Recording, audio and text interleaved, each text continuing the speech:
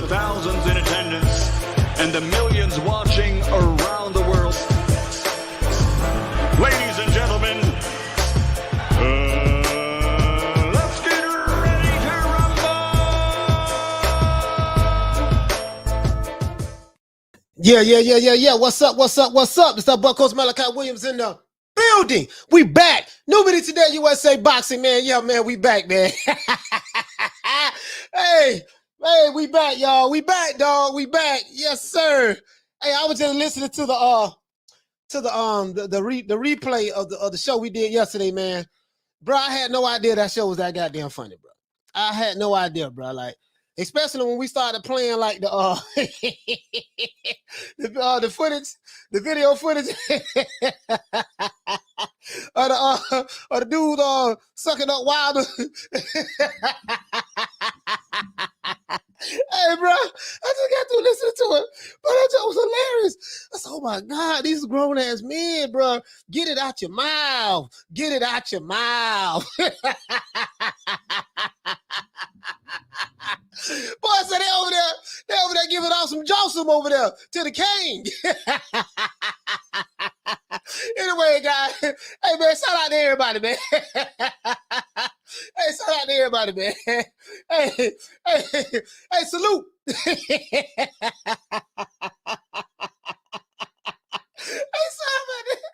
Sorry about that. I'm sorry, y'all. I'm sorry. Let me get on cold. All right. Let me get on cold now.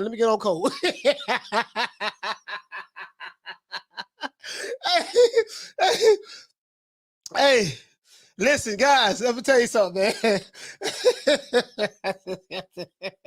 Let me get on cold, man. All right, we're on cold now. Okay, now, shout out to everybody in the chat, man. If you woke up today, bro, today a good day, man. You know, I'm feeling good today. I'm feeling real good today, man. You know, I just had to listen to the replay of yesterday's show. It was real funny, man. But anyways, man, salute. Give everybody a round of applause.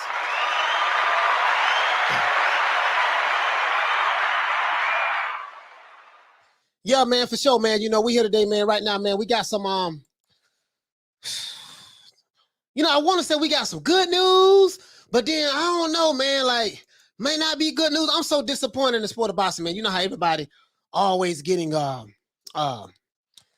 getting canceled and, well, you know, all this stuff there, man. So, you know, I'm just hoping like hell, man, we can get this Crawford and, you know, and Porter fight. You know, I'm not even worried about Crawford, you know, this fight going to a purse bid. I just found out some disturbing news that, you know, Shawn Porter, you know, can just pull out of the fight. He can say, man, I don't want it. You know what I mean? And we don't know. We don't know what's going to happen. But hey, you know what I mean? We're going to find out. You know, I think they had until the 20th of August to come to a deal. As I said before, and I had the receipts. I can show it to you. I said, listen, man, if Al Haymon and Bob Arum have not been able to make a fight with Terence Crawford and any other PBC welterweights for 3 years, what in the hell make me think all of a sudden they're gonna come together and make a fight now because it's been mandated by the WBO? Makes sense, right? So we know that ain't gonna happen. But well, you know, it's more than likely it's not gonna happen, but it's gonna go to purse bid. So that's cool. But anyways, man, let me go ahead, man, and everybody shout out, give y'all a round of applause one more time.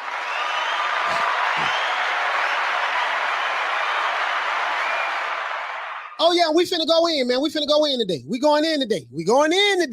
Anyways, let me go ahead and you know how we do it, man. Shout out to Witness the Hoax. Hey, okay. Shout out to Dolomite. Dolomite is his name. Hey, okay. Shout out to the Queen, Lisa Bells. Hey, okay. Shout out to Furian Survivor. Hey, okay. Shout out to Illustrious Minds. Hey, okay. Shout out to Graham Taylor. Hey, okay. Shout out to Mr. Calderon. Hey, okay. Shout out to Johnny Blaze. Hey, okay. Shout out to Paul CX. Hey, okay. Shout out to the Queen, Karma Serene. Hey, okay. Shout out to Richard Sletsky. Hey, okay. Shout out to my main man, Charlo. Hey, okay. Shout out to Jonathan. What's happening? Hey, okay. Shout out to Johnny Blaze. Hey, okay. Shout out to Carlos Mendoza. Hey, okay. Shout out to Emmanuel.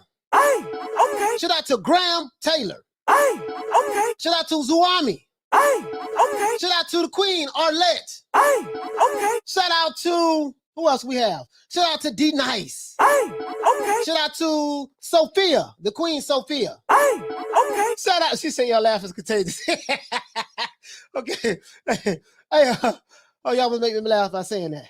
Shout out to my main man, Huggy Bear, Diallo Huggy. Hey, okay. Shout out to Egg Shake Farm. Hey, okay. Shout out to, who else we have? Shout out to Mr. Calderon, 93. Oh, I almost hit that too soon.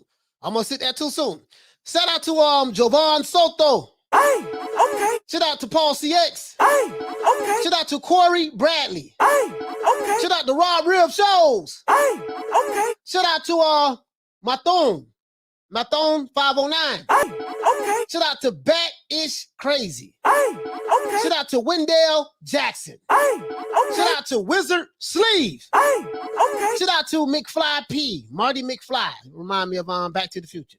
Hey, okay. And it is what it is, man. We finna get ready to get into this, man. We gonna get right into this, man. Guys, forgive me for laughing in the beginning of the show. You know what I mean, bro? It's just, you know, just hilarious, bro. Just hilarious. You know what I mean? But we're gonna have a good show today. We are gonna have a good show today. Oh yeah, shout out to my main man. Shout out to Troy Graham. Hey, okay. Shout out to Stephen Joseph. Hey, okay. Shout out to Major Key Boxing, guys. Please subscribe to Major Key Boxing's YouTube channel. Shout out to Lady Shan. Please subscribe to Lady Shan's YouTube channel. You know what I mean? Absolutely. Please subscribe to those wonderful channels. You know what I mean? So it is what it is. Hey, man, let's get into this. Oh, yeah, shout out to Stephen Joseph. Hey, okay. And let's get into this, man. Let's get into this. Now, listen, guys. Now, you know I like to do a little soliloquy before we get into the show, right? Shout out to Zuami. Hey, okay. He said DAZN isn't having any more boxing events in the U.S. Oh, okay. Captain America. Hey, okay. He said, oh, great. It's Georgia Williams. It's a little man syndrome energy. This dude right here. Hey, my brother, I promise you there's nothing you can say can hurt me. Nothing. There's nothing you can say can hurt me, brother. Nothing. I promise you that. You know what I mean? I'm glad you're over here giving me your watch time hours, though. Really, though. Anyways, though, we know you are from the short bus shorty community. We do know this. Shout out to Captain America. To this day. The Twerkinator Army. To this day. Anyways, guys, let's go ahead and get into this show, man. It is what it is. Hey, but before we do,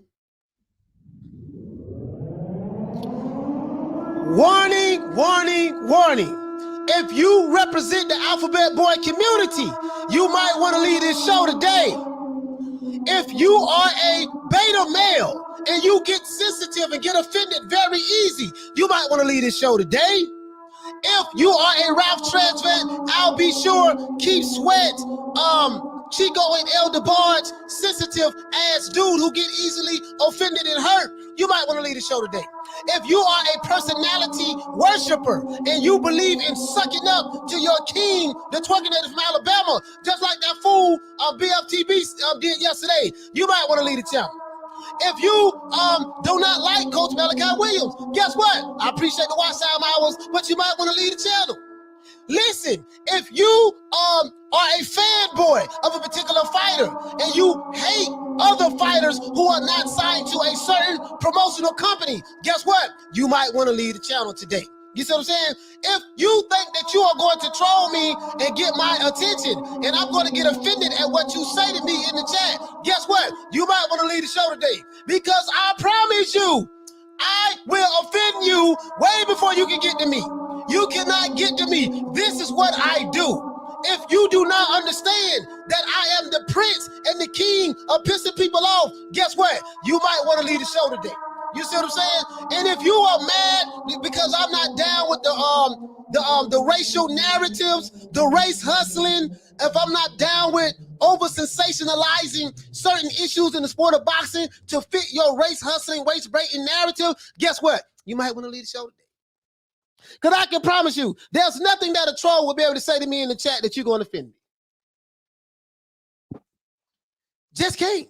You just can't. I'm built for this, dog. I am built for this. Literally, I'm built for this. You see what I'm saying? So it is what it is. It is what it is. I'm built for this, dog. So, hey, man, I want all the smoke. Bring it on over here, man. Captain America, all you other Alphabet Boy trolls, just come on over here, man. Holla at the old boy, man. Holla at the old boy. I want all that smoke.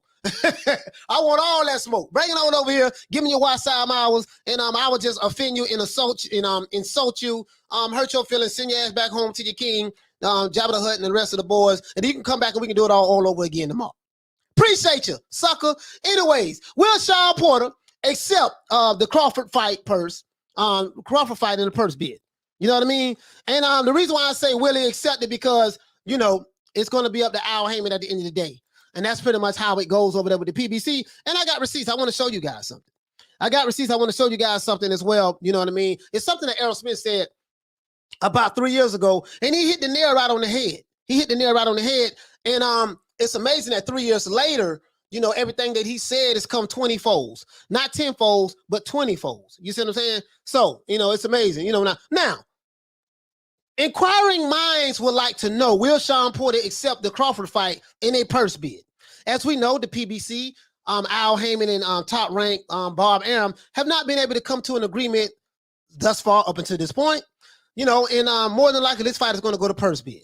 They haven't been able to come to an agreement in 3 years, and they're not going to be able to come to an agreement now. As it relates to Crawford, you see what I'm saying? The Tyson Fury situation was something totally different. That was a cherry pick that went wrong. And even when Tyson Fury signed with top rank with top rank after the first fight, you know, Wilder was adamant about chasing that, and I guess that put pressure on Al Haymon, and Al Haymon said, you know what, man, forget it. Let me go ahead and make this fight to satisfy the Twerkinator. Little did he know that he was going to get the brakes beat off of him last February on Black History Month by the Gypsy King Tyson Fury, right? And so now he got to save face. They supposed to have a third fight in October sometime. Until I see the fight, man, I don't, you know, I'm still at doubt about it. You know what I mean? So with these fights, dog, we have been getting some good fights, but we have been getting disappointed at the same time, us fight fans, right? So now, as you know, for years, we have been hearing that Terence Crawford was ducking all of the top PBC fighters. This is what we've been hearing from certain channels and the Terence Crawford haters. I get it. I understand. It's the narrative. We got to run with it. For years, we've heard that Bob Arum was the white devil, and Al Haymon was Jesus, and he was the angel, and he was the savior of boxing. This is what we've been hearing for years, right? For years, we heard that the PBC fighters mostly only have in-house fights, and Al Haymon doesn't like to have cross-promotional fights with other promotional companies. I got proof of that, right? Now, let's fast forward to 3 years later. Shawn Porter and Terence Crawford have an opportunity of a lifetime ahead of them to fight each other. You see what I'm saying? Now, as you know, the Terence Crawford haters and the detractors of Terence Crawford, they say that he would get exposed by Shawn Porter when they fight. And that's if they don't fight. And if they don't fight, they will say what? Terence Crawford was ducking. We know the narrative. We know what they're going to say, right? Now, the question I have is, what if Shawn Porter pulls out of the fight because he doesn't like the purse bid? He doesn't like the money that he feel like he deserved that the purse bidder will put up for the fight. I didn't know that if you have a purse bid for a fight, that, you know, the fighter that has been mandated, you know, like Terence Crawford and Shawn Porter to fight each other, that Shawn Porter could pull out of the fight. I didn't know that. I didn't know that. That's what I've learned. That's what I've heard. I don't know how true that is, but that's what I've learned, guys. Okay. So now my question is, what if Shawn Porter's handlers and advisor, aka call out, big fish, doesn't allow Shawn Porter to accept the purse bid? What if that happens, right? What will these detractors say then? What would they say then, right? We know what they're going to say. They would say Crawford is a duck. And guess what? Truth be told, dog, Crawford is in a lose-lose situation. And let me explain exactly what I'm talking about. If you are a Terence Crawford hater, and if Porter is advised to pull out of the purse bid and not accept the fight, you're going to blame Bud because it fits your lying ass pro PBC narrative, right? It fits your lying ass pro PBC narrative, right? But guess what? I got the receipts. I got the receipts. That's one thing beautiful about receipts. And I'm going to play it over here. I'm going to share it with you guys on my monitor. You see what I'm saying? Now, but on May 25th on the Porter Way podcast, Shawn Porter explained that he had people that he had to listen to. He said, listen, I have people that I have to listen to. This is what Shawn Porter said. You see what I'm saying? And that he will only speak on Terence Crawford from this point forward if he is allowed to speak upon that particular issue. So the other day when Shawn Porter was on this podcast, questions was asked a little bit about the Terence Crawford fight. He didn't give much. He didn't say much on it because guess what? He wasn't allowed to speak. Shawn Porter is the company man. He only says, you know, he's a good soldier. He followed the leader. He does what he's told to do. And that's Shawn Porter. That's fine. I can respect that. And I like the fact that he was honest about it. If you're new to the channel, please subscribe to the channel and please like the video and share it. If you are new to the channel, please subscribe to the channel. Please like the video and share it, right?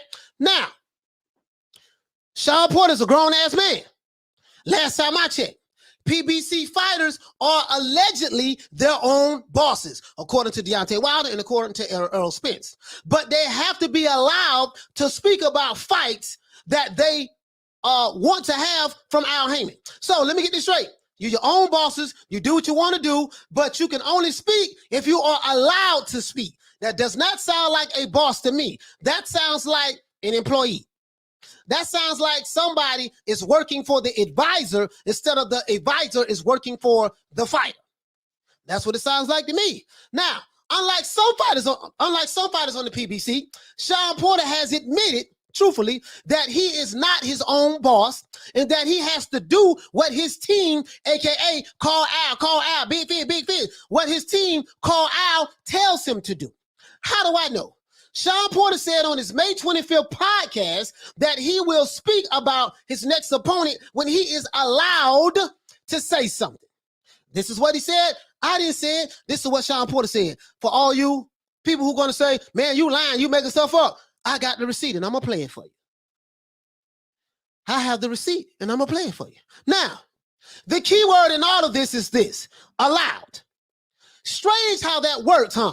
When you are supposed to be your own boss. That's kind of strange how that worked. When you hear that, hey, man, the PBC fighters, they their own boss, right? Porter clarified that he is currently training and that he will be ready when he gets the call. Shawn Porter elaborated by saying, and I quote, the way boxing work is this. You don't say nothing until nothing needs to be said. So you don't say nothing until something needs to be said. Really, he said that you don't say ish until ish needs to be said. This is what he said. I got the receipt, so I'm going to let you guys hear it. Just in case you think I'm capping and make stuff up. You see what I'm saying? So basically, this is the way I interpret it. So basically, if Al Haymon don't give these PBC fighters the permission to speak, then they are not allowed to talk about who are their next opponents. Literally, right? Hold on, guys. Let me see.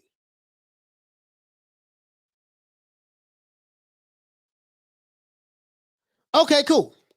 Okay, cool. Sorry about that. I was looking at the text. Then literally, they are not allowed to talk about who their next opponent is because they got to get permission. You're your own boss. You got to get permission. I got it. Okay, cool. Now, especially if that opponent is with another promotional company. So if you're an opponent that's across the street, you know what I mean? Okay, cool. Absolutely. I got you, fam. If you are an opponent that's across the street, right?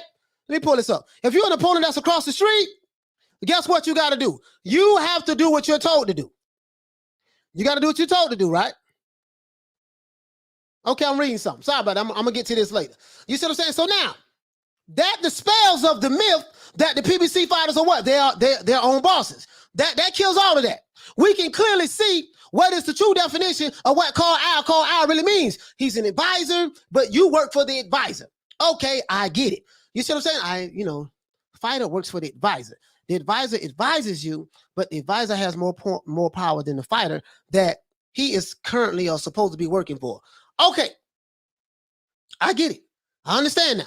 You know what I mean? I understand now. Now, if Porter decides to pull out a negotiation with Terence Crawford, right, at the advice of Al Haymon, then Porter would be a duck, in my opinion and in my eyes, because if Crawford did the same thing, then we know that the Bud Crawford haters would say that he ducked a PBC fighter, he ducked Shawn Porter. You see what I'm saying? Shawn Porter is a nice guy. I like Shawn Porter as a person. I want to preface this, right? I like Shawn Porter as a person. He's a nice guy. He's a good father. He's a good father to his kids. He's a good son to his father. You know what I mean? He's a good husband to his wife. So so he's a nice guy. I can't help but have love for Shawn Porter, right? But as you guys know, I am not a fan of his boxing style. So when it comes to the big fights happening with the PBC, unless you are a PBC fighter, big fights do not get made with other promotional companies. I want you to understand this, right? Now, if Al Haymon decides to pay Shawn Porter and Crawford the type of money that they are looking for in that purse bid, let's say he decided to win the purse bid, then this fight could be had on PBC Fox. PBC Fox, and probably more than likely pay-per-view, right? More than likely pay-per-view. You see what I'm saying? Now, personally, I'm just telling you guys, personally, I hope that when this fight goes to purse bid, I hope that Eddie Hearn wins the purse bid and make this fight happen on the Zone. Because I do have the Zone app. I ain't gonna lie to you, dog. I got the Zone app, right? So now, if Porter decides to pull out, you cannot blame Crawford. Even Blue Balls on his show, probably a couple weeks ago, have admitted that this will make Shawn Porter look bad if he pulls out of the fight at the advice of Al Haymon. This will also vindicate Terence Crawford because Crawford has said all along that these PBC fighters did not want to fight him. Not because they probably don't want to fight him, but because they can't fight him because of Al Haymon, right? Al Haymon don't give them permission. They can't do anything. Errol Spence, I have a video of this, right? Errol Spence even admitted himself, right, that the politics that goes on in the sport of boxing. He said that, he said in the past that Terence Crawford is on the wrong side of the street. Do you guys remember that? Do you guys remember that? So when the question, so this is what I want to ask you guys, right? Let me put it this way. The question I want to ask you guys is this: will this fight happen? That's one, right? If this fight goes to a purse bid, which is in a few days, they have to the 20th of August to come to an agreement, right? We'll see what happens. But me as a boxing fan, I want to see this fight happen, and I want to see this fight happen bad. And I know you guys want to see this fight happen, and you want to see it happen bad. And I will be pissed off if this fight doesn't happen. I'm just being honest with you guys, right? I will be pissed off if this fight doesn't happen. So let's talk about it. Once again, if you're new to the channel, please like the video, please share, and please subscribe to the channel. Now, let me go ahead and get right to this, right? Let me get straight to this right now. Let me get straight to this right now. Because I want to show you guys something. Let me shut this down. Let me shut this down. Where am I going at with this? I'm finna show you guys something. Bear with me. I'm fixing to show you guys something. Floyd Mayweather. Do you guys remember when Floyd Mayweather, when Tank Davis fought Mario Barrios? As you guys know, Tank Davis is a I want to say PBC fighter. Yes, he signed to Mayweather Promotions, but guess what? He signed to Mayweather Promotions. Salute to Jerome Benjamin. But guess what? Mayweather Promotions, PBC, they're kind of like lock and step together.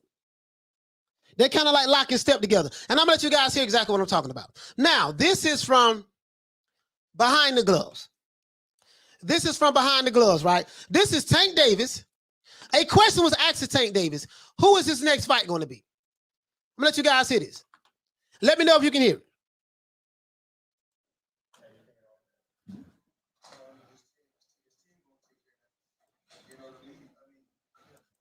As a matter of fact, let me do this, because I know you guys can't hear it because it's low. So I'm going to play it from my phone. Right? Let me play it from my phone so you guys can hear it, because I do have a Bluetooth phone. I want you guys to hear this. I want you guys to hear this, bro. I really do. Bear with me one moment, guys. I want you guys to hear this. This is Floyd Mayweather. Tank Davis is asked a question. Who do you want to fight next? Who's going to be your next opponent? As you can see, Tank Davis is looking directly to his right. And hold on, I want to show you guys something. Look at Garage Nose Leonard. He pushing the glasses up.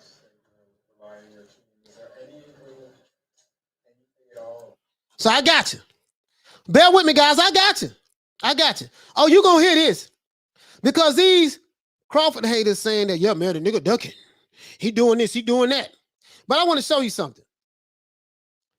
I want to show you guys something. As a matter of fact, let's look at my history. I got to look at my history, guys. Bear with me because Floyd Mayweather says he would keep fights in-house for Tank. Floyd Mayweather told us that PBC is going to keep their fights in-house. So if there's a big fight that can be made with another company, Floyd said we ain't going that road. We're not going to go down that path. We're going to keep everything in-house. This is what Floyd Mayweather said. Here you go. I got it right here. Got it right here, guys, because I want you guys to hear it. Chromebook with the everything button. I want you guys to hear it. Things instantly, from files to apps, even answers online. Witness the hoax say Crawford is scared of Porter. Okay, Switch to finding. That's what he says. Switch to Chromebook. That's what he said. So I'm gonna tell you something about guys like this. No matter what kind of receipts you show, they'll still say the same thing because they got to push their narrative. This is the pro PBC ass kisser.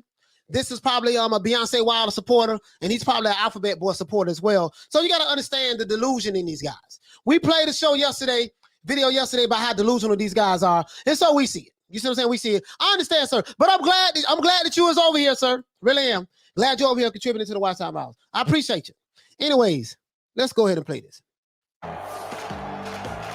This is at the 23-second mark. This is behind the gloves, guys. This is behind the gloves. And you said in the ring after that you don't necessarily know what you want next, that you're relying on your team. Is there anything at all? He said, now you said recently that who is your next fight going to be or something? Let me listen to it again. And you said in the ring after that you don't necessarily know what you want next, that you're relying on your team. Is there anything at all of where you'd like to either fight next as far as 130, 135? So the reporter is asking him, is there anybody you want to fight at 130, 135? And you said that and your team will let you know who you're going to fight next. Now, in the beginning of the video, I want you to see something. Tank was looking directly at the reporter at the beginning of the video. Got his mouth half open. He was looking directly at the reporter, right? When the question is posed to him, watch what he does. He looks immediately directly to his right. Now, guess who is to his right? His Floyd Mayweather. Tank could not answer that question. He had to look directly to his right. Let's keep playing it. Now look at Garage Nose Leonard Ellaby. Leonard Ellaby looks directly at Tank. Leonard Ellaby, Garage Nose, look directly at Tank. Look at the look on Leonard Ellaby's face. Sorry about that, guys. I'm yelling. Look at the look on Leonard Ellaby's face. He got a look on his face like, okay, boy. Now you know what to say now. We went over this in the locker room. You know what to say. You know what to do. So he's looking at Tank, giving him that look like, you know what to say. Right? You know what to say. And guess what? Let's keep going. And then Leonard looks over to Floyd. Tank is still looking at Floyd. I want you to see this. I'm going to play it. And then guess what? Floyd starts talking. Tank put his head down because it looked like he wanted to say something, but he realized he can't talk. And then he looked back at Floyd. Then he rubs his forehead. Leonard is shaking his head, and then Floyd started talking. I want you guys to see this. Now let me play it. Anything at all? His team gonna take care of that. You know, our thing is this. We work smarter, not harder. So we keep everything in-house. Mayweather Promotions, PBC. We all work family. So Floyd said that, just in case you guys didn't hear it, he said that hold on, I want to make sure I got this right. Hold on, sorry about it, guys. Our thing is this. We work smarter, not harder. So Floyd says our thing is this. We work smarter, not harder. Let's keep going. So we keep everything in-house. He said, so we keep everything in-house. Mayweather Promotions and PBC Promotions. Promotions, PBC. We all work family. So, we're not going to go nowhere and make another company great. So he said, we are all one family. We are not fixing to go anywhere and make another company rich. So for all you slow, like the dude Witness the Hoax. So for all you slow dudes like this guy, Witness the Hoax. I know you slow, sir. I know you slow. I know you have an IQ of 58 or 78. So let me break this down for your slow ass. For all you slow dudes like Witness the Hoax. What that means is this, sir. We keep all of our fights in-house. We are not going to make another promoter rich. You know, that we all one family. So that means that if there are big fights that can be made, i.e. Errol Spence fighting Terence Crawford, that means that fight is not going to be made because we keep all of our fights in-house. We don't believe in making another promoter rich, right? That's what that means, sir. That means that, and I got receipts. I got some more receipts. I know you're slow. I know that you listen, before we do this, right? Witness the hoax. I know you slow over there. I know you slow. I get it. I understand that you slow. You come from the alphabet boy community and you guys are slow. So I get it. So I'm going to take it easy on your slow ass. I know you handyman from a living color. You know what I mean? I know you handyman from a living color. I know that. But for so you slow ass dudes, I know that you wiping your mouth like this. You know, I get it. We'll witness the hoax. That's why you bring your green ass over here every goddamn day. You and them other Alphabet Boy supporters. I get it, sir. But let me break this down for you. When he says that we are only going to have in-house fights, we don't believe in making other promoters across the street rich. This is what he means by that. So that means if you are fighting with another promotional company and you are trying to make a fight with the PBC, if that fight doesn't get made, it does not mean that fighter is ducking. That means that the PBC, Floyd Mayweather, whoever, Al Haymon, they are not going to make that fight. But let's keep listening. We got plenty of fighters that's at 140, 135, and 130. We're going to continue to fight the fighters that we got to fight. Only that. So Floyd said that we have plenty of fighters at 130, 135, 140. We're going to continue to fight the fighters that we have. This is what he said. All right. So now we got that out the way. Let's move on. Let's move on to the next fight. Let's see. This is Shawn Porter. This is the Porter Way Podcast. That's receipt number 1 I showed you. Let's go to receipt number 2. Shawn Porter, sir, how you doing, sir? Porter Way Podcast. I don't know if you guys can hear this. Let me see, can you hear it, though? You know what? Nah, you guys can't hear that, so let's go to the Porter Way Podcast. Let me pull this up. I got to pull the receipts up because you got these dudes in the chat like Witness the Hoax real slow. That dude real slow. Like, he rode the short yellow bus with the dark tinted windows when he went to school. Hey, okay. Like, dude, he stayed in one classroom all day. Hey, okay. So I gotta break this down for this slow ass dude in the chat. You know what I mean? I get it, sir. I get it. I know you're not the brightest light bulb in the kitchen. I know you're not the sharpest butter knife in the drawer. I get it. So I gotta break this down for you, handyman.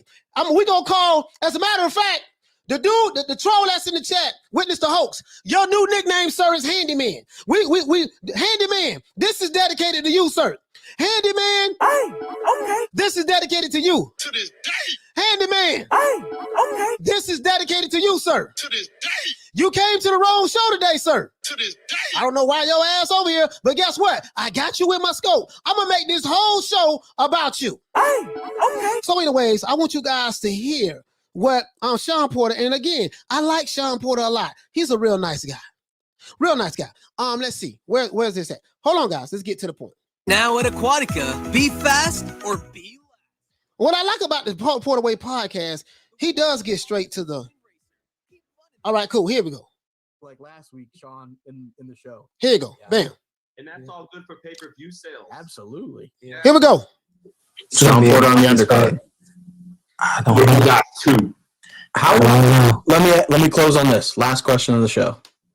Would you be willing or intrigued to fight on the undercard? Okay. Yes, 100%. Because you mentioned July. They fight in July. You live in Vegas. The fight's in Vegas. I mentioned that I made some phone calls, so yeah. You know what, Now Porter said he made some phone calls. He's saying he want this Terence Crawford fight. Now this live they did was shot May 25th.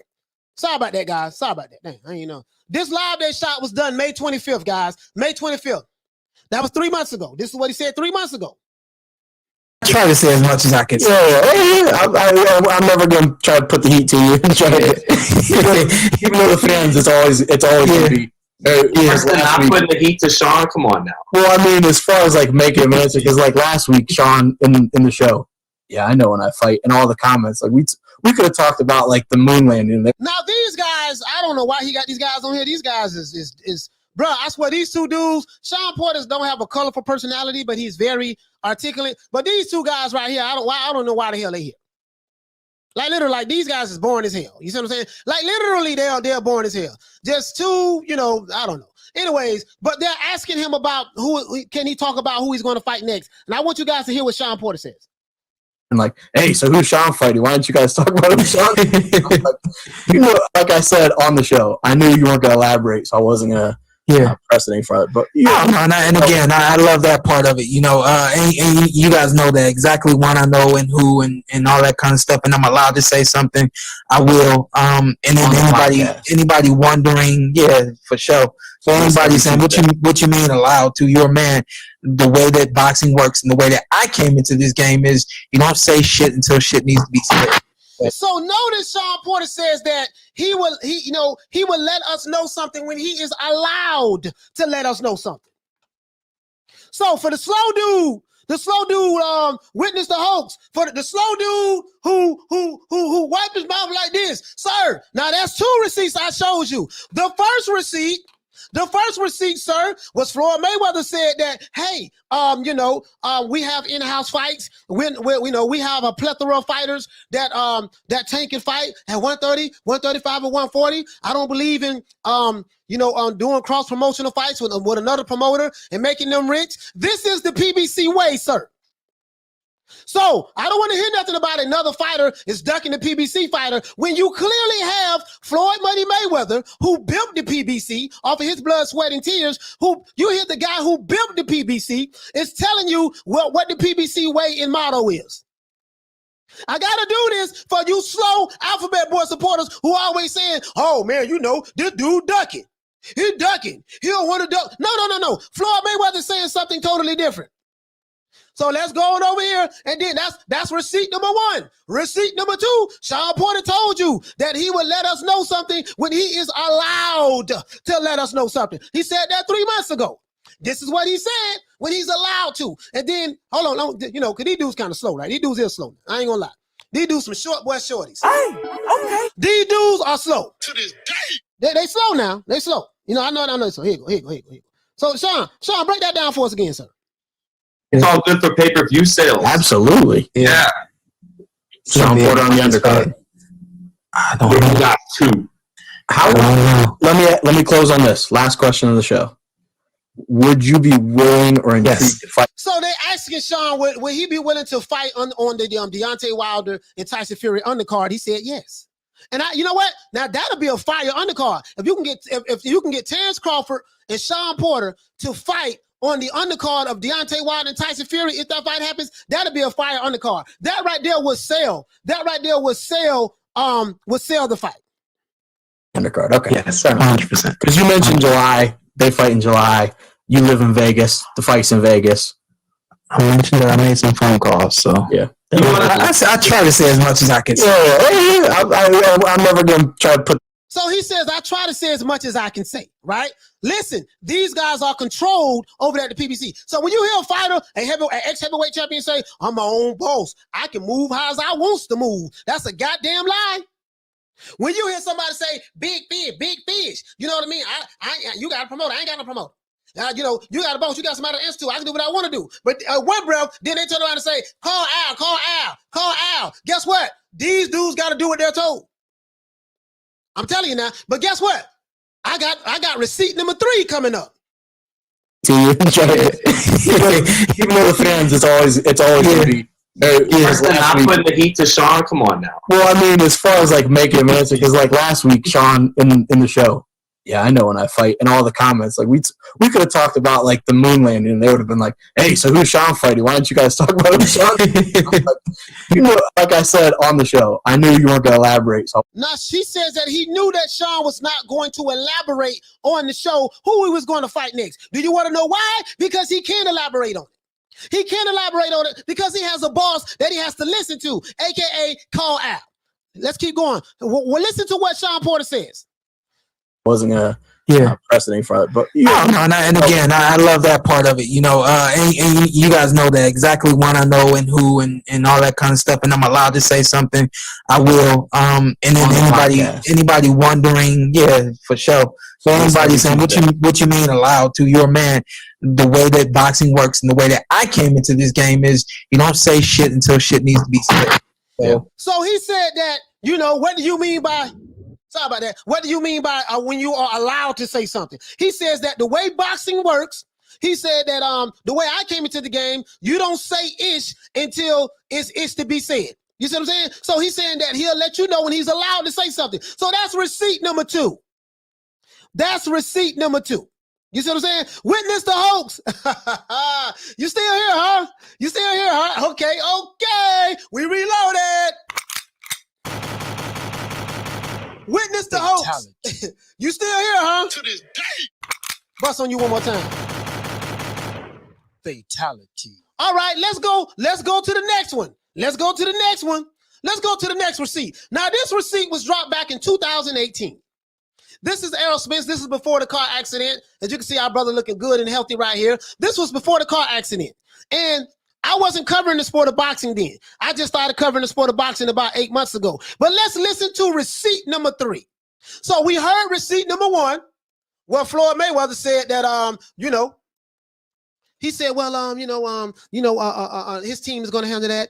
You know, I'll let you know when Tank's going to fight someone else. You know, I'm not going to make another promoter rich. You know, we have plenty of fights that we can make at 130, 135, 140. You know what I mean? So basically what he's saying is you ain't going to see Tank fight Josh Taylor at 140. Basically what he's saying is you're not going to see Tank fight Teofimo Lopez. You're not going to see Tank fight Vasily Lomachenko. You're not going to see Tank fight Devin Haney. This is what he's saying. Because guess what? They are not PBC fighters, and they have a plethora of fights that they can make with their own company. This is what he's saying. Right? Right here. Shawn Porter is saying that he will let you know something when he's allowed to speak. Grown-ass man, but he got to wait till he's allowed to speak on something. And the way he came in the game, you don't say nothing until you're allowed to say something. Right? This is what he's saying, right? So basically, you know what I mean? You do what you're told, boy. And nobody they own boss at the PBC. Now, let's go to receipt number 3. Mr. Errol Spence, sir. Hope you come back and come back strong. Hope you recover from your injury. Now, let's go to receipt number 3. Because I don't want you guys, for you slow dudes from the Alphabet Boy community, they're just sitting over here. You know what I mean? You know, I know I'm offending these guys. I love it. I am the prince of pissing people off. This is what I do. I love pissing off these trolls. I love pissing you trolls off. You know, it really makes me feel good knowing that I can piss you off. And there's literally nothing that you can do about it. So now, you know, since you want to be a pain freak and sit here and listen to this torture that I'm torturing you with, let's go to receipt number 3. Now, where is this at? This is at the 6 minute and 21 second mark. Oh, I've traveled all over. I want you to hear this. So the next time a pro PPC ass kisser, a Alphabet Boy supporter, a Terence Crawford hater, or Canelo Alvarez hater, or whatever hater that's a non-PBC fighter, next time they say that, yo, man, you know, this dude ducking. He don't want to fight the dude at the PBC because he ducking him. I want you guys to remember this. Here we go. Mr. Big Fish, please tell us how things work, brother. I'm A-side. Like I said, Terry Crawford got to come across the street. He got to leave ESPN and come to Showtime with Fox. Or they got to do something where they both work together and then we both fight. So I'm not worried about it at all. And you know what I'm saying? And like I said, I'm not going to be scared of Terence Crawford. Terence Crawford, great fighter. I like the look. I like the way Terence Crawford fight. Terence Crawford can fight. I respect him a lot. But like I said, he's on the wrong side of the street. And this side of the street because it's politics in boxing. It's politics. So Errol Spence says that Terence Crawford is on the wrong side of the street. This is what he was saying back in 2018. He was saying that the only way him and Terence Crawford could fight, Terence Crawford would have to leave ESPN, leave Top Rank, and come to the PBC and fight on Fox. He said that's the only way that fight can happen. So no matter how much Terence Crawford wants to make a fight happen with Errol Spence or a PBC fighter, Errol Spence said 3 years ago that Terence Crawford is on the wrong side of the street. And that the only way that fight gonna happen, he got to come to this side of the street. For all you slow dudes, I showed you 3 receipts. I showed you a current receipt right here to June 27, 2021. Right? I showed you a current receipt, June 27, 2021, from Floyd Mayweather, saying that we're only going to make in-house fights. We don't not believe in making another promoter rich. So that means if you want to see your fighter from the PBC fight another fighter that's with another promotional company for the sake of the love of boxing, guess what? Floyd telling you right now, goddammit, that ain't going to happen.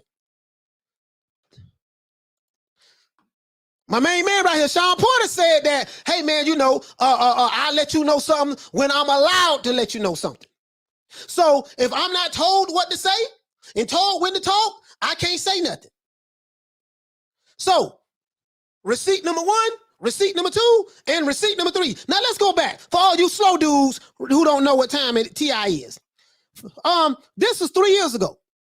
So when they say, oh man, the reason why that fight didn't happen, because Terence Crawford, he ducking. He's scared of Shawn Porter. He's scared of Keith Thurman. He's scared of Danny Garcia. He's scared of Errol Spence Jr. Let's hear what Errol Spence said 3 years ago.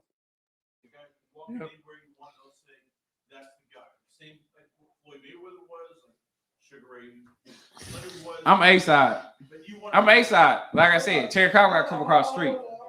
Terence Crawford got to come across the street. He got to leave ESPN and come to Showtime with Fox. Or they got to do something where they both work together and then we both fight. So I'm not worried about it at all. And you know what I'm saying? And like I said, I'm not going to be scared of Terence Crawford. Terence Crawford, great fighter. I like the look. I like the way Terence Crawford fight. Terence Crawford can fight. I respect him a lot. But like I said, he's on the wrong side of the street. And this side of the street because it's politics in boxing. It's politics in boxing. So Errol Spence acknowledges that there's politics in boxing. The politics that's going on in boxing, guys, is this. The politics is the promotional companies. PBC do not want to do business with any other promoter if they cannot help it. So when you don't see these fights happening, PBC doesn't want to work with any other promoters, right? Bob Arum, he does that as well. Bob Arum does that as well. Top Rank, they want to keep their fights in-house. So it's not just Al Haymon that's doing it. Bob Arum is doing it as well. The only promoter that I see that seems like he's willing to work with other promoters, that's I want to say Eddie Hearn, and I don't know what you guys think about Golden Boy. What you think about Golden Boy?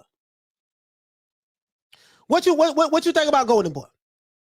I think Golden Boy Golden Boy's willing to work with other promotional companies. Probably not PBC though. They hate PBC because of the lawsuit, right? So all the promotional companies pretty much does it.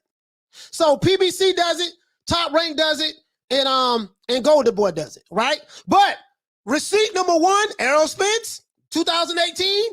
Receipt number 2, Shawn Porter just saying that he'll let you know something when he's allowed to. He can't speak about anything, right? Because he has a boss. This guy say he his own boss, but we know that's not true because he just confirmed that they're not their own bosses over there at the PBC. And Floyd Mayweather, who is PBC, Floyd Mayweather built the PBC off of his blood, sweat, and tears. Him and Al Haymon, he let it be known that their business model is we ain't trying to do no cross-promotional fights. So when you say a fighter is ducking, make sure that you include this, sir.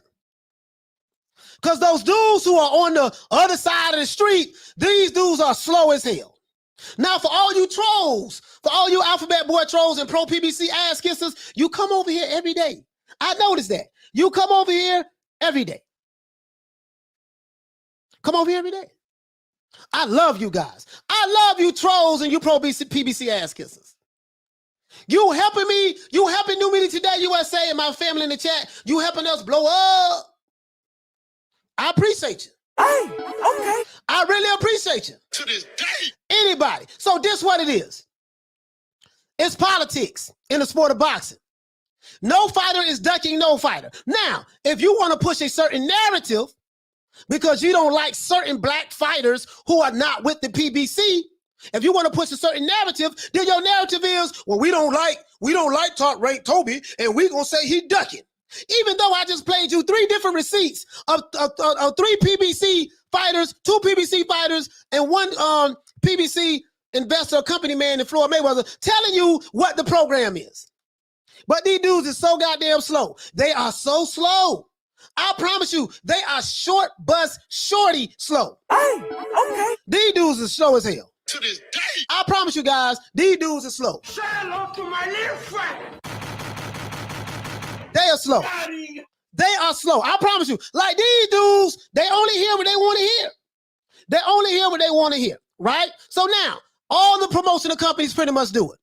So I want to preface that because these slow dudes are going to say, oh man, you heard what this dude did? He over there attacking the black man, while ignoring the fact that I said that all promotional companies do it. But I'm specifically talking about the PBC because I know what you guys are going to say. If the fight doesn't get made, and Shawn Porter is telling you that he can only speak when he's allowed to speak, and Al Haymon and it pretty much don't do cross-promotional fights. Now, they did it with Tyson Fury and Deontay Wilder, but that was a unique situation. The Twerkinator wanted revenge so bad that they thought that he was going to get that win, and he got his ass beat. And now he wants to come back for the trilogy because he wants to try to get his belt back. But for the most part, if you look at most of their fights, they're all in-house fights. Top Rank does it, and PBC does it. And Golden Boy probably does it as well. So let's stop the, where am I going at with this? Let's stop the ducking narrative. I get it. If you don't like a certain fighter, you don't like a certain fighter. That's fine. But what I'm going to do is this here. Rodney Evans say, Coach, you're wasting your energy, man. Like, for real. You know what? You're right about that right now. I'm wasting my energy. Because these dudes are slow. Hey, okay. They slow as hell. Hey, they slow as hell. They slow as hell. Hey, okay. Really though. They slow as hell. So it is what it is. So we're gonna see what's happening. We're gonna see what's happening with this, if it goes down, if it happens, or if it doesn't happen, right? We'll see if the fight happens, if it don't happen, or whatever the case may be. Now, I say all that. What am I saying? I'm saying all of that to say this. I'm saying all of that to say this, guys. Nobody's ducking nobody. Now, if you want to say that to make yourself feel good because you are so that in love with a fighter that don't know you, wouldn't piss on you if you was on fire. If that's what you want to do, that's fine. That's fine. And I know I'm wasting my breath with these guys, but since they are over here, I like to just go ahead and just let that be known. So we're gonna see what's up, man. I don't know if Al Haymon is going to do that because, as I said in the show before, hold on, guys. I said this in the show before. August 1st. Look at this, guys. And I said this before. I said this August 1st. Here you go. Here you go. I Am Dave said, no, Coach, you're not wasting your energy because some fans don't really know all of these. Okay. So this is what I said August the 1st. Hold on. Let me see something. Now, you know, I'm shocked to hear the truth come out of his mouth. This man is a habitual liar. He wakes up lying. He go to bed lying. Let me see something. He lies all throughout the day. But this one time, you know, this is what he said. So, I got the video on that as well. I have the receipts because one of my subscribers sent it to me. Let me see something. The question that I have is, but why? I'm gonna tell you how I know. Because I even heard, shout out to my brother who sent me this video this morning. Let me see something. From up top. It's coming from Al Haymon. Al Haymon is the one doing this, but guess what? These other fighters are ducking.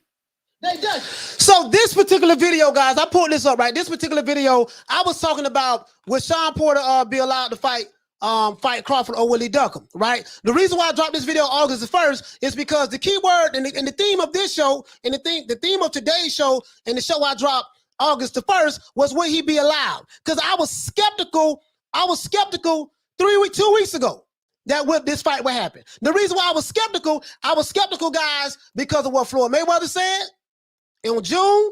I was skeptical because of what Shawn Porter said in May. And I'm skeptical because I found this video of what Errol Spence said 3 years ago. And as I said before, guys, I said if Al Haymon and Bob Arum were not able to make a fight with Terence Crawford and any of the PBC welterweights in 3 years, what in the hell make me think they're going to make a fight come together now? Now, I get it. Bob Arum is the devil, according to the narrative pushers. And Al Haymon is the saint and the savior. Why is Al Haymon the saint and the savior? Because he's black. That's the narrative, right? So I get it. I understand. I get it. That's the narrative. Me, I am the narrative debunker. I am the narrative killer. Again, guys, whatever code that you guys go by, I don't go by that code. To this day. Whatever emotional attachments that you have to certain fighters, I don't have that emotional attachment. To this day. I know that you guys are beta males. You PBC ass kissers and you personality worshiping fight worshipers. To this day. I get it. I understand. I understand that, you know, you don't like me, but you bring your ass over here every day. To this day. Every day they bring their ass over here. Every day they bring their ass over here. Jose says that, Coach, respectfully, Bud is part of the problem. He turned down Manny saying he knows his worth. No, sir, you are wrong. You are wrong. After that, there was a fight he wanted. No, sir, you are wrong. So you need to what you saying is misinformation, sir. What you don't know is Bo Mack is the one who told Terence Crawford to turn that fight down. He did not sign the contract. He didn't even turn it down. He did not sign the contract because there were no proof of funds. Remember, Tyson Fury did the exact same thing. Tyson Fury said, listen, I'm not going to sign a contract with Anthony Joshua until I see proof of funds. So it was talks of they was trying to get money raised from people in the Middle East. Pacquiao said he wanted $40 million. Terence Crawford was going to get $10 million. It was supposed to be some investors in the Middle East that was going to put the money up for the fight. And Bo Mack said that there was no proof of funds, and that's why he didn't sign the contract. Now, apparently, Manny Pacquiao was fighting Errol Spence for way less than the $40 million that he wanted to fight Terence Crawford for. That's what happened, sir. This is what Bo Mack said. So unless you have some inside information on that, it is what it is. But I get it. I understand the narrative. I get it, sir. It is what it is.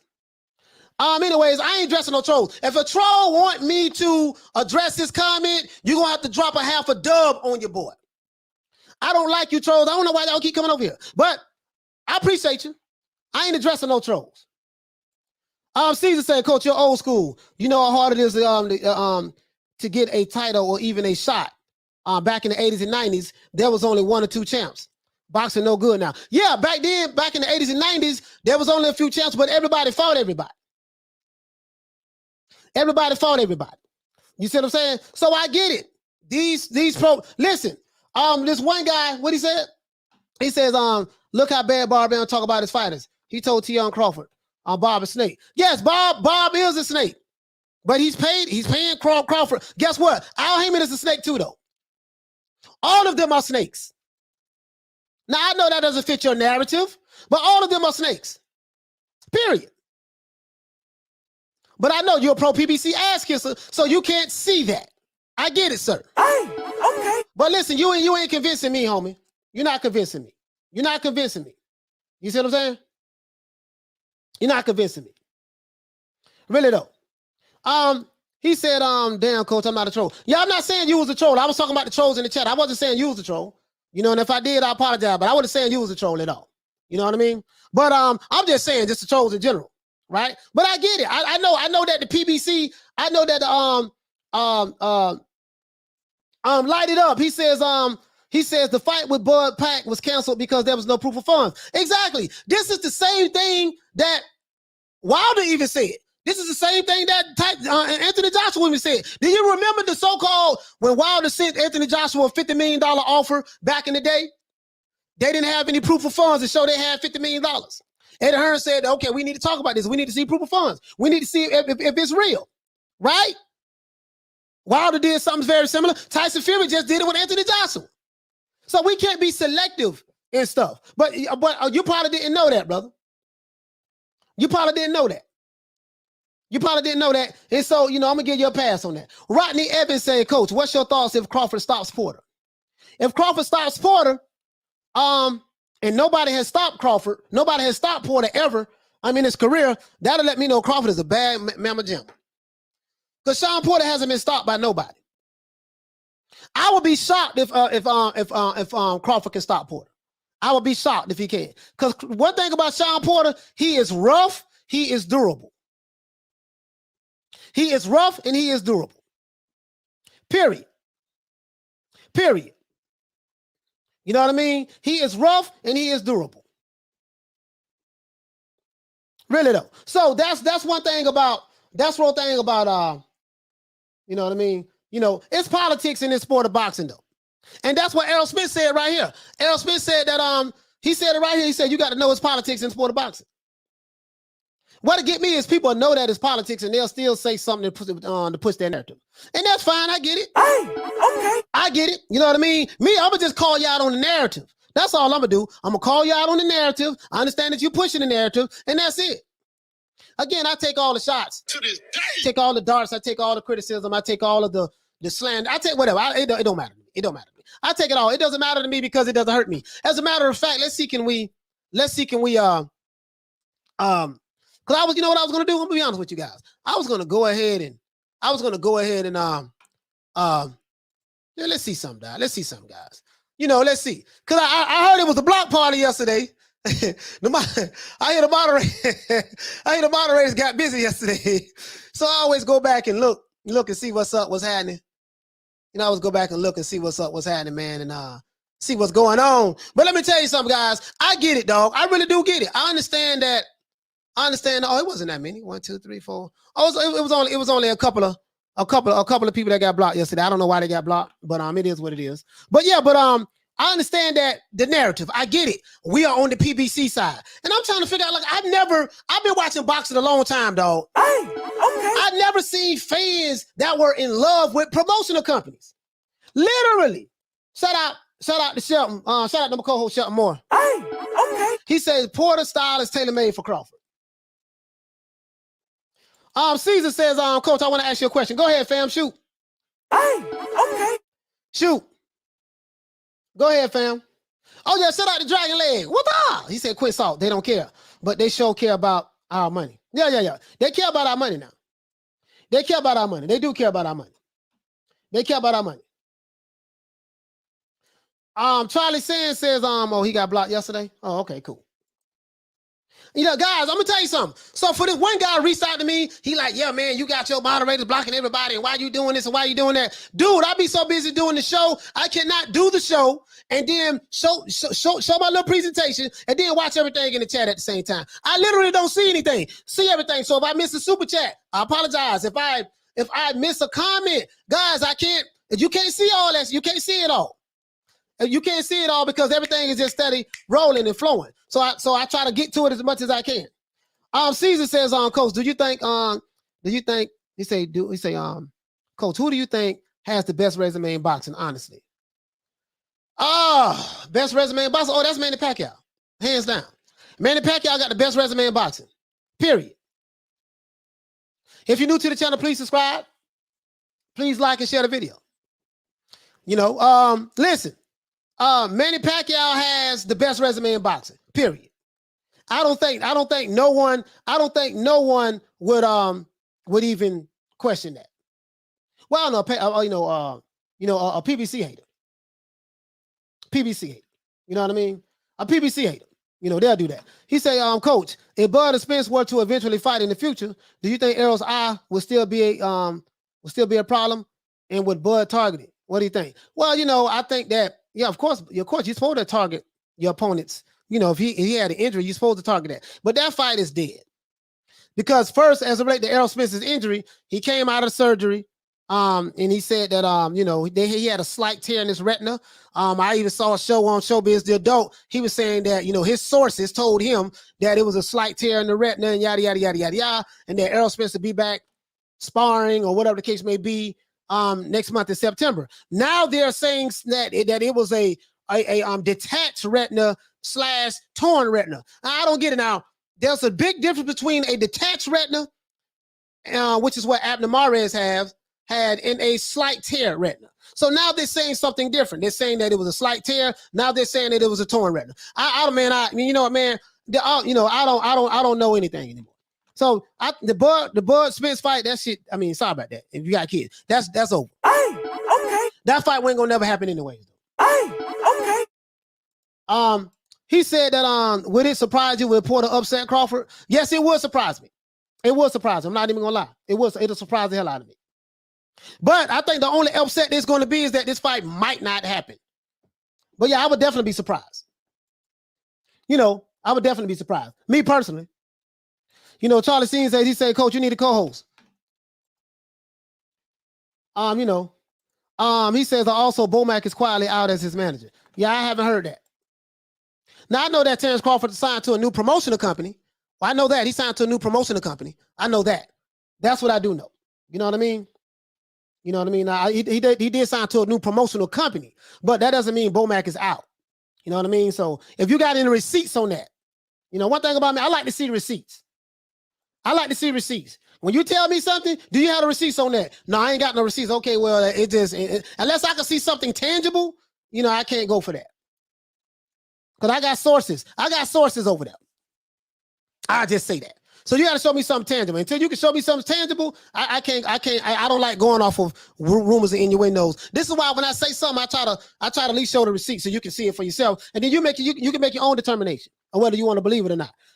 Alex says that, Coach, even if you explain with apples and pears, those dummies still won't get it. No, they don't get it because they don't want to get it. Hey, okay. They don't want it. It doesn't fit the narrative, man. It doesn't fit the narrative. It doesn't fit the narrative.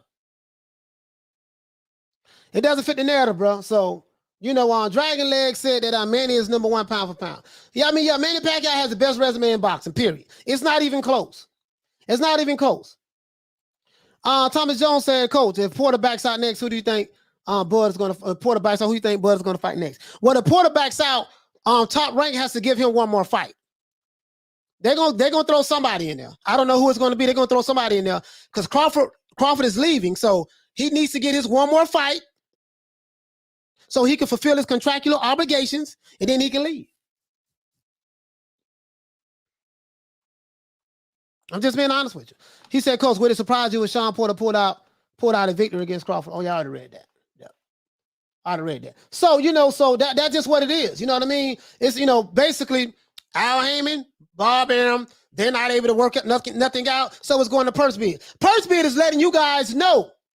Purse bid is letting you guys know that the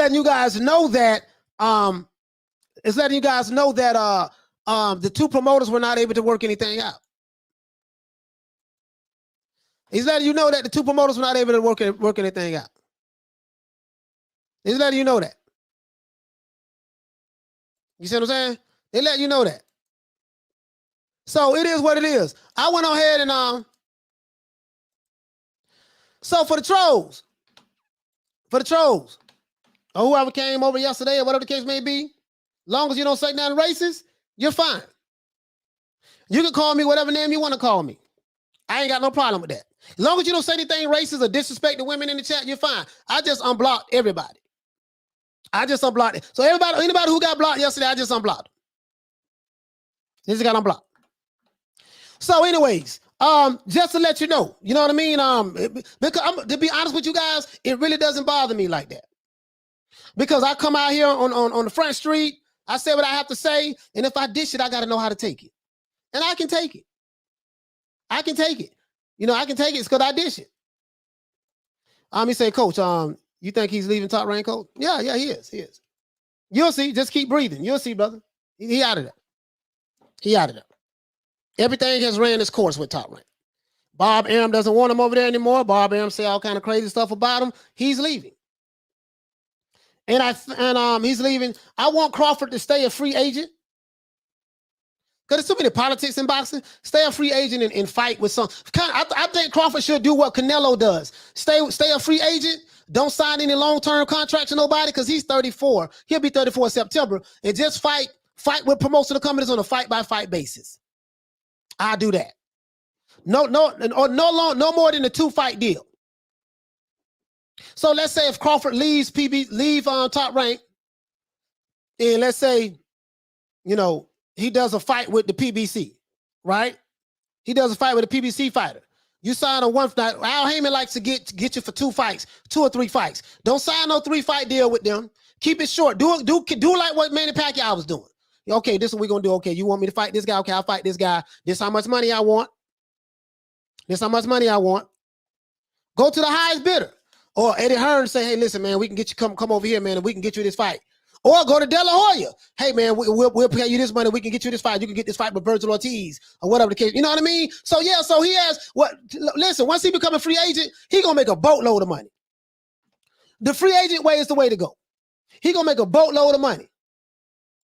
Yes, Shelton said that T-Boy signed with GSE Worldwide Marketing. Yeah, and he signed with GSE. He did. So I don't know what they're going to be able to work out with him, but once he fulfill his last, and they got to give him a fight. It's kind of like what Tyson Fury said. Tyson Fury said one thing about it. See, they say Top Rank got to give me 2 more fights this year. I don't care who it is. He just want to fulfill his 2 fights. This is what Tyson Fury said earlier in the year, and he's done with Top Rank. Crawford has 1 fight. Bob Arum got to give him a fight between now and before the year's over with. Period. He's supposed to leave in October, but if Bob Arum still got to give him that fight.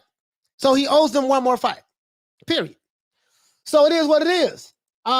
He said be a free agent, but he needs good people around him. Yeah, I agree with that. You do need a good team around you, Philly Fly. You do need a good team around you. You do need a good team around you. I mean, I wouldn't mind seeing him like fight with the PBC on like a 2-fight deal. You know, maybe he can get a Keith Thurman. Errol Spence, he got a detached retina, so he ain't gonna be fighting no time soon. You know, they say first he had a small tear, and he'll be back next month sparring. Now they're saying that he had a detached retina. So if he had a detached retina, I can tell you right now, he's not going to be fighting and have no contact no time soon. Might be a year before you see him in the ring ever again.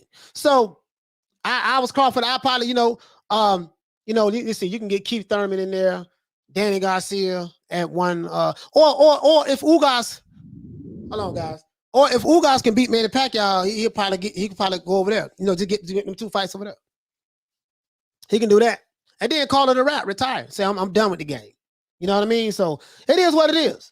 It is what it is. Javon say not many people can do what Canelo do. He puts asses in seats. Yeah, and listen, there's nobody in America that put butts in seats like Canelo. Nobody.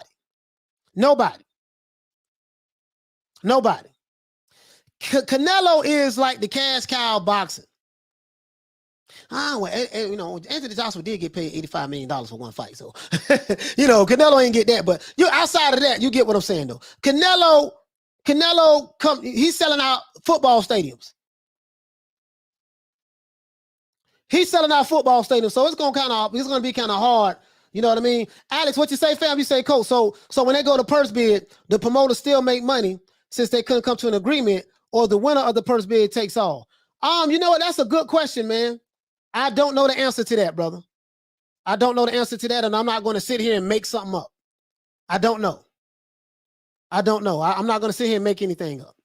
Johnny Blaze said all of the belts at 47 at the PBC. Yes, that is true. But this is the thing, though. Errol Spence is on the shelf. So he's not going to, listen, put it this way. If Terence Crawford, if Shawn Porter, if anybody in the welterweight division want to become undisputed, that's over with. Errol Spence is on the shelf. He has 2 of those belts, and they just sitting there. So however long Errol Spence is out, a year and a half, those belts are going to sit there until he gets stripped of those belts. So there's no incentive for Crawford to go to the PBC so I can become undisputed to get the Errol Spence fight. Because guess what? He can't get that fight anyway because Errol Spence is injured, and he ain't no telling when he's coming back. PBC not willing to make that Shawn Porter versus Bud fight, but they want to give Canelo a 3-fight deal. Well, that's because Canelo selling football stadiums. He says, how come Porter wasn't next in line, or even Porter? Man, I don't know. Porter was the number 1 for the WBC for an entire year, and he never activated the mandatory. So now Virgil Ortiz is there. So Virgil Ortiz will probably get that Crawford fight probably by next year, more than likely. He say Bud should sign with MTK or Matchroom. Yeah, you know what? Because if he signed with MTK or Matchroom, he'll be able to get the Josh Taylor fight. You know, he'll be able to get the Josh Taylor fight. Listen, fight Josh Taylor in the UK, that's going to be a massive fight. Just think about the money that's going to do. Josh Taylor, who is a phenomenal fighter, undisputed at 140, and Terence Crawford, who was undisputed at 140 in the past, fight in the UK at 147.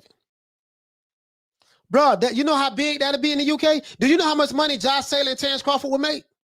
Right now, because Crawford, the undisputed is over. You're not going to get the Errol Spence fight. No, because Errol Spence is injured. You see what I'm saying? So that's done. That's done. The only bummer part about it is that's over. You know, we're not going to do the belts. So right now, since you can't get the belts, you might as well just fight for the money now. You can't get the belts, might as well just fight for the money. Because you're not gonna get the belts. And what he's supposed to do? Sit around for a year and a half, 2 years? Nah, just he ain't getting no younger. He say actually, Porter was the number one, was the one who approached Crawford after Spence lost to stay relevant. I don't know what happens afterwards. Yeah, he did. Yeah, that's true, Mark. That's true, Marco. He did let Crawford know, yeah, man, I want to fight you next. That is true. That is true. He did do that. But I don't know what Al Haymon told him. But that is true, though, Marco. You're right about that, brother. Hey, okay. But at that time, Crawford was still trying to land the Manny Pacquiao fight, and they was this close to landing it, but there was no proof of funds. So it is what it is. Southpaw Killer say, let's get the belts off of Errol, since he's out for a minute. Shield Killer said, when it comes to a purse bid, promoters get their usual percentage. Okay. Eliza Feliciano said, Bud versus Porter fight doesn't make financial sense for Porter or Al Haymon. The champion, Bud, gets 70% of the pot on a purse bid. Wow. Yeah, I don't know exactly what the purse split is, to be honest with you. I'm not but thank you for educating me if that's true, Eliza. I'm gonna say promoter always get their percentage on purse bids or not. Let's see. Johnny Blaze say if he doesn't fight before 2 years, he should be stripped like Manny. Hey, okay. Yeah, I agree with that. Because you can just make Errol Spence a champion in recess.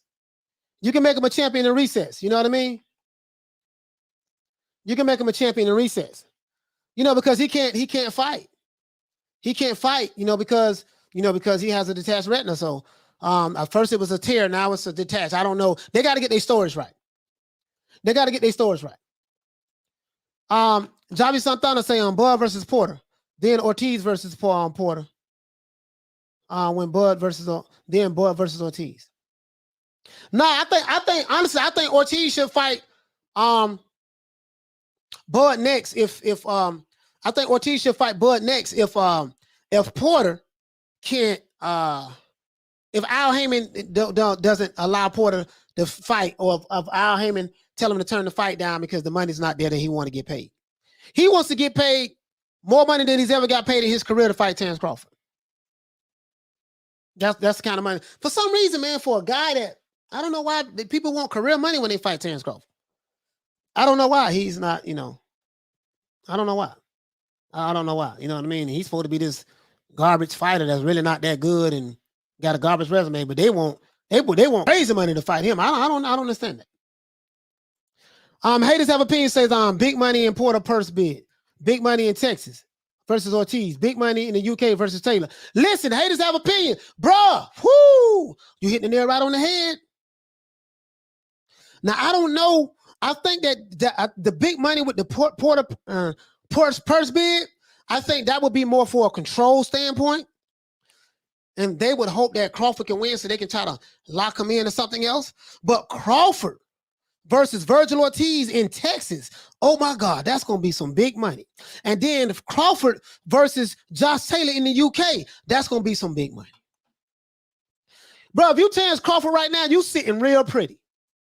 If you Terence Crawford right now, you are sitting real pretty because whether you get Shawn Porter or not, that's going to be irrelevant. You can still fight Virgil Ortiz, who is a monster. That's a 50-50 fight in Texas. To fight. That's going to be a big fight. And the good news is Oscar De La Hoya and Top Rank, they have a good working relationship together. So we won't have to worry about the politics as it relates to that. Right? And then the UK fight, if Terence Crawford, let's say he can, well, Josh Taylor got a fight coming up. But I'm just saying, let's just say next year sometime, after Crawford fulfill his contractual obligations to one more fight with people with Top Rank, he can, let's say he got with MTK Global. If he got with MTK Global, or let's say he get with Eddie Hearn on a 1 or 2 fight deal, guess what? They can make that Josh Taylor fight in the UK. That makes sense. That makes sense. But that's a lot of money, bro. Josh Taylor got a whole country behind him. And then that'll help Terence Crawford build his profile up in the UK. He in a good situation. Bro, if you Crawford, you got to be smiling right now. You're in a good situation right now. You at the end of your contract with Top Rank, so you can leave Bob Arum. Bob paid you well. According to Nestor Gibbs on the Boxing Voice, and I had the receipts, he said Crawford is getting paid $5.5 million per fight. Guarantee money. Irregardless of who he fight or not. So he can fight a midget on a subway train. He gonna get paid $5.5 million to fight. This is why Bob Arum is upset. I got to pay this guy. You know, I normally like to pay my fighters $1 million or $2 million. I still got to pay this guy. Hey, Bob Arum got a net worth of $300 million and he's still crying. But I tell you, he said it's crazy how the PBC fighters, become champions and then they hold the belts hostage. Well, that's because they can fight each other. Jerome says Bud loves fighting in Scotland. That'll be a great fight, dog. Credulous said that Shawn Porter become a true gatekeeper if he loses the Bud. And that's if we can get the fight, dog. That's if we can get that fight. You know what I mean? Philly Fly say Crawford not good at promo. No, he's not. Hey, okay. And listen, Crawford ain't good at promo at all. That's why he gonna need somebody that can sell that fight. Because Crawford can't sell fish to water. Crawford can't sell water to a fish. That's my favorite fighter, but he is boring as they come. When it comes to promoting the fight, he just sit there, be quiet. His interviews is terrible. I mean, he's articulate, but he looks like he just don't want to be there. And that's my favorite fighter, guys, but he's not above criticism. I got to call it like I see it. You know what I mean? So I'm just being honest with you. He's going to have to get with a promoter that knows how to promote. PBC don't know how to promote. They do a terrible job promoting fighters. They need somebody like me, somebody with a mouthpiece. They need somebody with a mouthpiece. And I tell you, fighters, do you have trouble getting fights and you feel like people ducking you? Hire Coach Malachi Williams of New Media Today USA Boxing. I'm going to get you that fight because my pull-up game is strong. My pull-up game is strong. Listen, let me tell you something. Boy, you trying to get a fight with a dude and you feel like he ducking you or you can't get the fight with him, guess what? I'm going to follow. Listen, when he's at the beach, I'm going to be at the beach with him. If he's at a restaurant eating filet mignon, I'm going to be at the restaurant with him. If he's at church listening to the pastor, I'm going to be at church right there with him as well. Wherever he go, I'm going to be there. Talking so much shit. Hey, okay. I'm going to get you that fight. This is for those fighters who have no personality. Don't know how to sell fights. Don't know how to promote fights. That's what I liked about Keith Thurman. He said, Coach, what do you think about Tank versus Keith Thurman? You think it's going to happen since Ellaby is already pushing it and talking about it?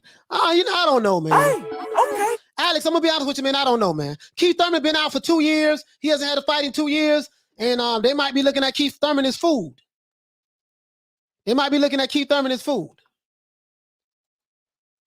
Ramos. Bud last statement was he wanted the winners out of Manny and Spence. Well, that fight ain't happening. Carmen Serene said 10% of $5 million is $500K. That's a really high corner man. Wow.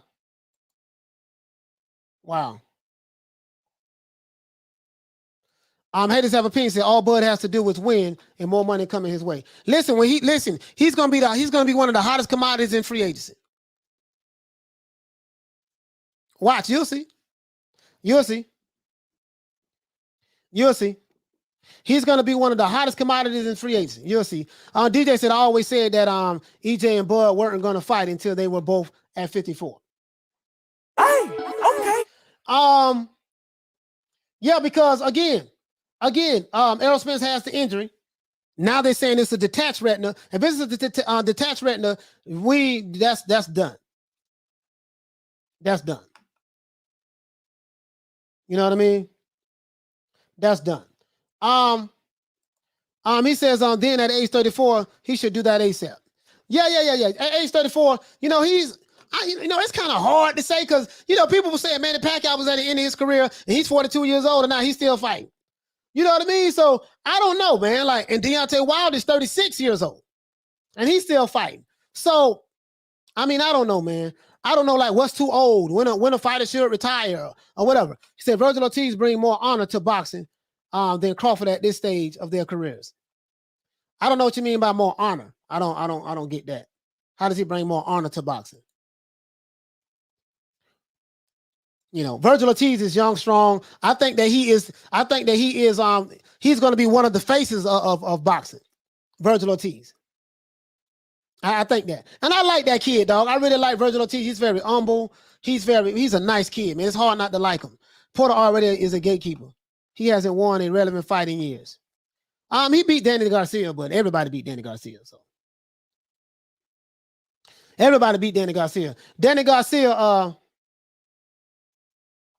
DJ said Bud Crawford is not good at the entertainment side of boxing, and that's a fight. Yeah, you mean when it comes to promoting fights? Yeah, you're right about that. He's not. That's a fact now. That's a fact. He's not. He's not. You know what I mean? So Errol Spence isn't either. But he's a little bit better than Bud. But Errol Spence got the benefit of having a lot of people who love him and support him. Crawford don't have that benefit. You know what I mean? But yeah, absolutely. Absolutely. You know what I mean? So let's see who else we got. Carm said that fight can really sell itself, if we're being honest. Hey, okay. But listen, let me tell you something. If I was the promoter of that fight,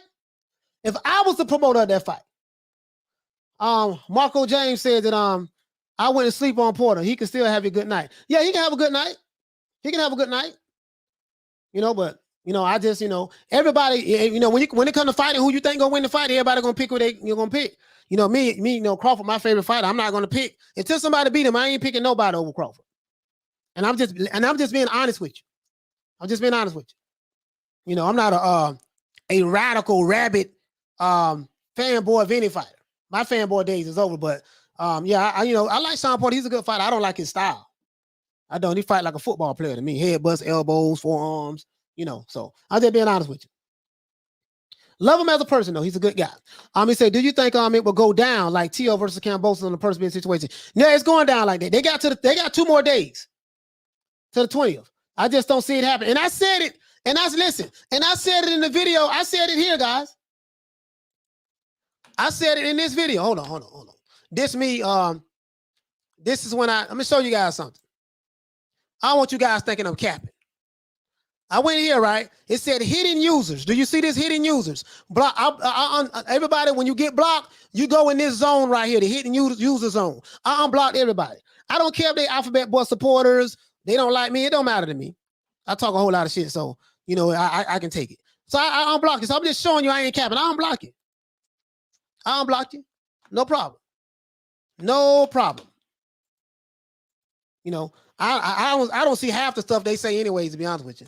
Because I'd be too busy trying to do the show. So, I don't see half the stuff that they say, to be honest with you. But let me see. Trying to find something, guys. I couldn't find it. I was trying to find something. But again, I think that, man, if you are Terence Crawford, you're in a good situation right now. And when I talked to one of his trainers, they real happy. They're real happy because they at the end of a contract and now he got a boatload of money waiting on him. Again, the Errol Spence fight, that's history. That's done. That ain't gonna never happen. Errol Spence got the eye injury, and they ain't no telling how long he gonna be. He got a detached retina. He might be out a year. Crawford will be 34 in September. When the year come by, he gonna be 35. He got about another good. Listen, he can make a lot of money in his next 3 fights. Boy, let me tell you something. Just think about this. If he can get the Porter fight, that'll satisfy people who saying that yeah, man, he all the top welterweights at PBC, he ain't fought none of the top welterweights. So if he can beat Porter, then they'll still say, well, he ain't beat Errol. So we know they ain't gonna give him no credit for anyway, because that's, these black YouTube channels, they say they support black, but they attack non-PBC black fighters. Support black and attack black at the same time. But if you didn't have a double standard, you wouldn't have a standard at all. Hey, okay. Anyway, shout out to Javi Santana for dropping that quarter of this up on your boy. Hey, Leroy. Super chat received. Playtime's over, boy. He said, you think Sean Gibbons would be a good fit for Bud coach as a promoter? Say what you will, but say what you will about Sean, but he seems passionate about his fighters. It's a possibility. He need that though. He need that. Salvador said, hey, Coach, since Errol pulled out of the linear championship, does that mean Manny Pacquiao's a linear champ? I have no idea, man. It's so much politics going on in the sport. I don't know. Can I be honest with you, Salvador? I don't know anything too much anymore as it relates to boxing, because one minute is one way, then the next minute is another way, and then fighters who you see clearly win a fight, they end up losing, and the promotional companies, you're on the wrong side of the street. You with a different network, bro. I don't know, dog. I don't know, bro. James Burrell, I think Ortiz and Taylor are tough fights, but still favor Bud. Listen, Ortiz and Taylor are tough fights for Crawford. But what I'm saying is, from a business standpoint, James, check this out. Just imagine if you Crawford, you got the Shawn Porter fight on the table. If that can happen. If you can win that fight, keyword is if. If you can win that fight, your contract is up with Top Rank. You're a free agent. Eddie Hearn's gonna be rubbing his hands like the Birdman. I don't think Al Haymon gonna do nothing. I don't think Al gonna do anything. I don't think he really like Crawford like that. So, but Eddie Hearn gonna be rubbing his hand like the Birdman. MTK Global gonna be rubbing their hands like the Birdman. We can get this guy some fights. We can get this guy at least 2 fights. If Eddie Hearn can get Crawford, guess what? Oscar De La Hoya is on the zone. Golden Boy is on the zone. Virgil Ortiz fight for Golden Boy, who fights on the zone. Guess what? That's going to be a big money fight right there for Crawford. It's going to be a dangerous fight because Ortiz is coming for his head. Now, of course, I'm a Crawford guy, so I'm going to go for Crawford. But I do recognize that Ortiz is a monster, and I love that kid. He's a monster. But you got the Ortiz fight. And then, guess what? You got the Josh Taylor fight in the UK. Not in the US, but the UK. Hey, okay. We got Josh Taylor fight in the UK. Hey, okay. To this day. Yeah. Bro, you looking pretty right now. Shawn Porter, Virgil Ortiz, Josh Taylor. Boatload of money for all three of those fighters, and you can kiss the game goodbye. Hey, okay. And he can make that fight happen. He can get those 3 fights that happen in like a year and a half, something like that. Because if you can get the Porter fight now, you're good, you're Gucci. And then next year you can get the Ortiz and the Josh Taylor fight, and then he can kiss the game goodbye and going on out the way. Porter is on video on his show saying sorry to Bud for not calling him back to make a fight happen. That's out of Porter's mouth. Yeah, I haven't seen it. Coach Spence's is only bigger because PBC have lots of YouTube channels hyping him up, and Bob is too old-fashioned, don't want to pay channels for promo. But then Crawford doesn't do himself justice with his personality as well. You know what I mean? So who's going to be the Alphabet Boys' new Lord and Savior? Since Errol Spence is gone, they need a new fighter to push a narrative to make money off of. I think it's going to be Haney up next. Haney's not a PBC fighter, so I don't know. You see what I'm saying? He said Crawford should have listened to Floyd. Why? Why Crawford should have listened to Floyd? Floyd don't give a damn about nobody but himself. So why Crawford should listen to Floyd? I mean, the man did what was best for him. He's making $5.5 million a fight. He's getting the money. There's no welterweight that makes more guaranteed money than him. We ain't talking about the back end. We ain't talking about, okay, we're gonna pay you $2 million here, and then in pay-per-view, you're gonna get money on the back end. We talking about just guaranteed purse. So I don't see where he went wrong at. The only thing that you can say he went wrong at was, Bob Arum promised him that he was going to get him in the Manny Pacquiao fight. Bob Arum promised him that he was going to get him the fights with Errol and the PBC. He wasn't able to deliver on that. So outside of that, that's what he messed up at. But from a money standpoint, he did the right decision from a money standpoint. He did the right decision from a money standpoint. And even Nestor Gibbs had acknowledged that when I was on the Boxing Voice. He let it be known Crawford getting paid $5.5 million a fight, guaranteed, regardless of who he fights. Nestor Gibbs say that. And that's been in the game for a long time. He said Porter's going to drop out of the fight with the fake injury or a fake positive test COVID test. Nah, Shawn Porter a dog. He a dog. I'm not gonna dump on Shawn Porter. I'm just saying that the fight don't happen. I think that it'll probably Al Haymon probably. See, what I didn't know is, what I didn't know that a fighter can pull out of a purse bid. I didn't know that. I didn't know that a fighter can say, even though it's been mandated.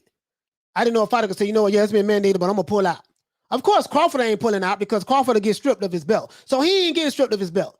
So if it don't happen, it ain't gonna be because he pulled out, because if he pull out, he'll get stripped of his belt. He's not gonna do that. He can't do it. So that tell you what, he said Quinn Saul said Errol will be ready in December. How? They just did a report said he has a detached retina. Did you know anything about a detached retina? If it's detached, how is it gonna be back in December? That's a very serious injury. Abner Mares is going through that right now. He was on the Boxing Voice. I was on the Boxing Voice. Me, him, Nestor Gibbs. I think it was Punch Drunk. I think it was on Ring IQ Boxing. We was on that panel, and I think D-Style Boxing was on that panel where he said that he explained the process of a detached retina and how long it takes to come back. Now they're saying it's a detached. If it's a detached retina, he ain't coming back. No, he ain't gonna be fighting by December. But they all over the place with this injury, so I don't know what to damn believe. I don't know what to believe, bro. Let's see. He said, "Oh God, please let Dillian replace Fury." Can you imagine what would happen if Deontay Wilder tried that? I'm wearing headphones. No, DS. Oh yeah.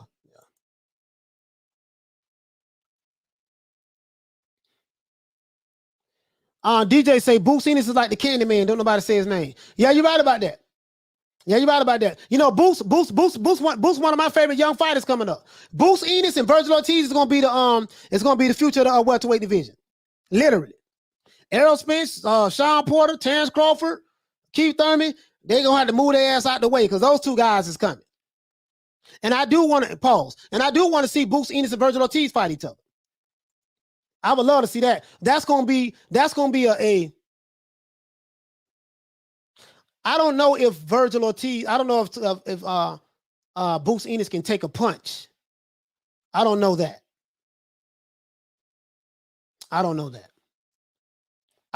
We know that Virgil can take a punch. He took the Mean Machine punch, so he took that uppercut. So Thomas Jones said Bud beats Porter, they would say Porter's washed up. Yes, they will. If he beats Ortiz, they would say he's too young. Yes, they will. If he beats Taylor, they would say he's too small. Yes, they will. Again, when they don't like you, they don't like you. Like my mother always told me, if somebody doesn't like you, there's nothing that you can do to make them like you. But Michelle Moore, he said, what are those channels going to do when Wilder loses? No Errol, no Wilder, oh my. Whew. Well, I don't know, boy. That's going to be, I didn't even think about that. He said, since signing with Floyd would have been the worst decision Bud could have made. Yeah, absolutely. Okay. You never signed with Floyd Mayweather. What stars have he produced over there? None. Okay. Hell, the PBC haven't been able to produce another Floyd. You know, they got Errol, and Errol their biggest star. That's it. Errol, I think Errol Spencer's their biggest star over there. Southpaw said Floyd would have fought Crawford fight night, so no, it wasn't a good idea to fight with the PBC. No, he said Floyd would have fought on Crawford fight night. Yeah. Yeah, you know what I mean? So Quentin Salt said Virgil versus Boots. Who win, coach? You know, I'm not gonna lie. I've always said that Boots would beat Virgil Ortiz, but after the performance that I saw him have against Mean Machine, I don't know. I think that's a 50-50 fight.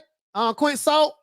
I still give the edge to Boots, but I think that if Virgil Ortiz can impose his will on the fight and make it a fight, I think that he can win that fight. I think that Boots Ennis, I don't think he should fight can fight Virgil Ortiz in the pocket. I don't think so. But Boots Ennis has a lot of tools in his arsenal. He has excellent footwork. He can fight on the inside. He can fight in the pocket. He can fight mid-range. He can fight on the outside. He will present a lot of problems for Virgil Ortiz, and I think because of that, that's why I would pick Boots Ennis. I would pick Boots Ennis on Quinn Salt. I would pick Boots. I Am Dave said, Coach, remember Porter had COVID a while back. Yeah, I forgot all about that.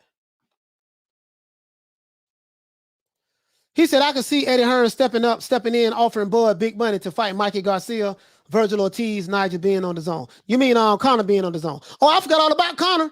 Bro, listen, Eliza. Oh, my God. Boy, you're a goddamn genius. Just think about it. Crawford is a free agent.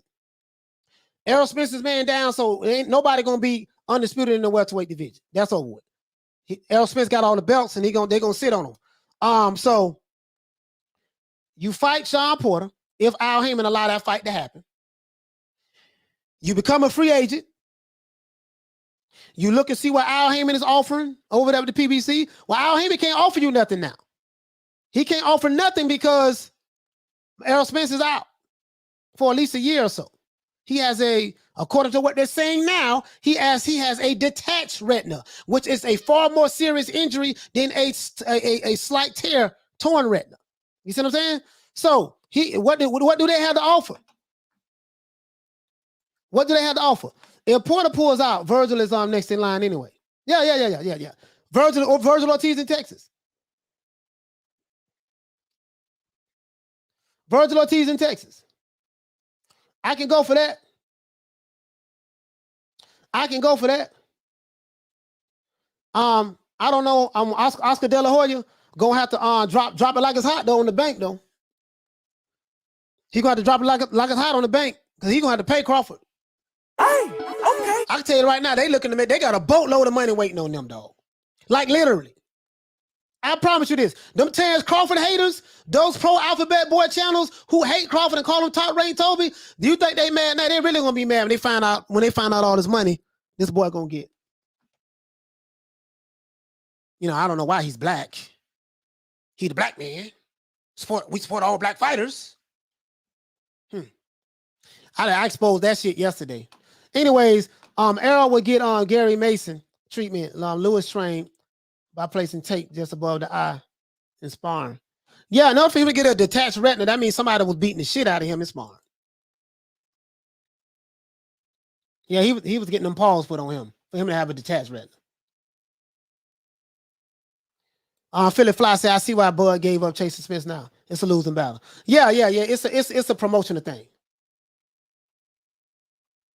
It's a promotional thing. He said, Cole said Boots Ennis. Well, yeah, Boots Ennis. Sorry about that. Ennis, was it Ennis or Ennis? Boots Ennis. Sorry about that. Boots Ennis. I don't know why I say Ennis. I say it's Ennis. Yeah, you're right. Sorry about that, bro. Sorry about that, fam. Boots Ennis. Oh, man. It is what it is, man. Oh, man. Yeah, for real, though. I just caught on to what I said. Hey, okay. Hey, man. Boots Ennis. I said Ennis. Woo! Boy. Yeah, man. Yeah, bro. But look, check this out, though. Check this out though. Johnny Blaze, what you say? Bud rubbing his hands like the Birdman. Yes, he is, bro. Listen. Talk to one of his coaches, man. Bo Mack, them got they are in a lovely situation. Think about it. You've been clowned by people who don't like you or whatever the case may be. Now Big Fish is out. Ain't nothing they can't talk about Big Fish no more. Big Fish is out of the aquarium, right? He can't fight. You got 2 belts that he's gonna be sitting on for probably at least a year and a half. Crawford, on the other hand, Shawn Porter fight. If Shawn Porter gets permission from Al Haymon to take that fight, don't pull out. You got the Virgil Ortiz fight. You can fight Josh Taylor in the UK at welterweight, and Conor Ben, which is a young monster as well. Boy, you could go out with a bang. You can say, dog, you know what? I'm gonna wrap these next 4 fights up. I'm gonna retire. Win, lose, or draw. Win, lose, or draw. I am Dave saying, Close, they hate Crawford that much. Why are they interested in signing him to the PBC? Yeah, it doesn't make sense. Why they want Top Rank Toby to come to the PBC? Keep hating him. Keep that same energy. He black, but we hate that black man. You see what I'm saying? So it is what it is. But if you didn't have a double standard, you would not have a standard at all. It's cool though. Hey, okay. To this day. What you say, Deontay? To this day. He said, "Hey, coach, you think would it be better just to be a free agent and just pick and choose fights like Canelo?" Yeah, that's what I was saying. Right on the storm. That's what I was saying, fam. To this day. That's what I was saying, fam. Peter Varnell said, "I would like to see Speedy Rashidi fight someone one of those days." Yeah, Speedy Rashidi is on the same. He's a Golden Boy fighter. That boy Speedy Rashidi got some hands, bro. That boy got some hands. Woo! I forgot about him. But if you're Crawford, because of the politics with the PBC, with the Call Al posse, if you can't get that fight someone here. Once he become a free agent, he can always do business with Golden Boy. They got Virgil Ortiz, Speedy Rashidi over there. You're right about that. And he can always do business with the Zone Matchroom. You got Conor Ben. You got Josh Taylor. The Josh Taylor fight gonna be the boatload of money fight, bro. He said if Crawford don't fight Porter, he will be remembered as the guy who didn't fight the top 5 best welterweights. That's not a good look. I got Bud as the second best in the welterweight division. So it might not be a good look, but you got to put some context to it. I just showed you here.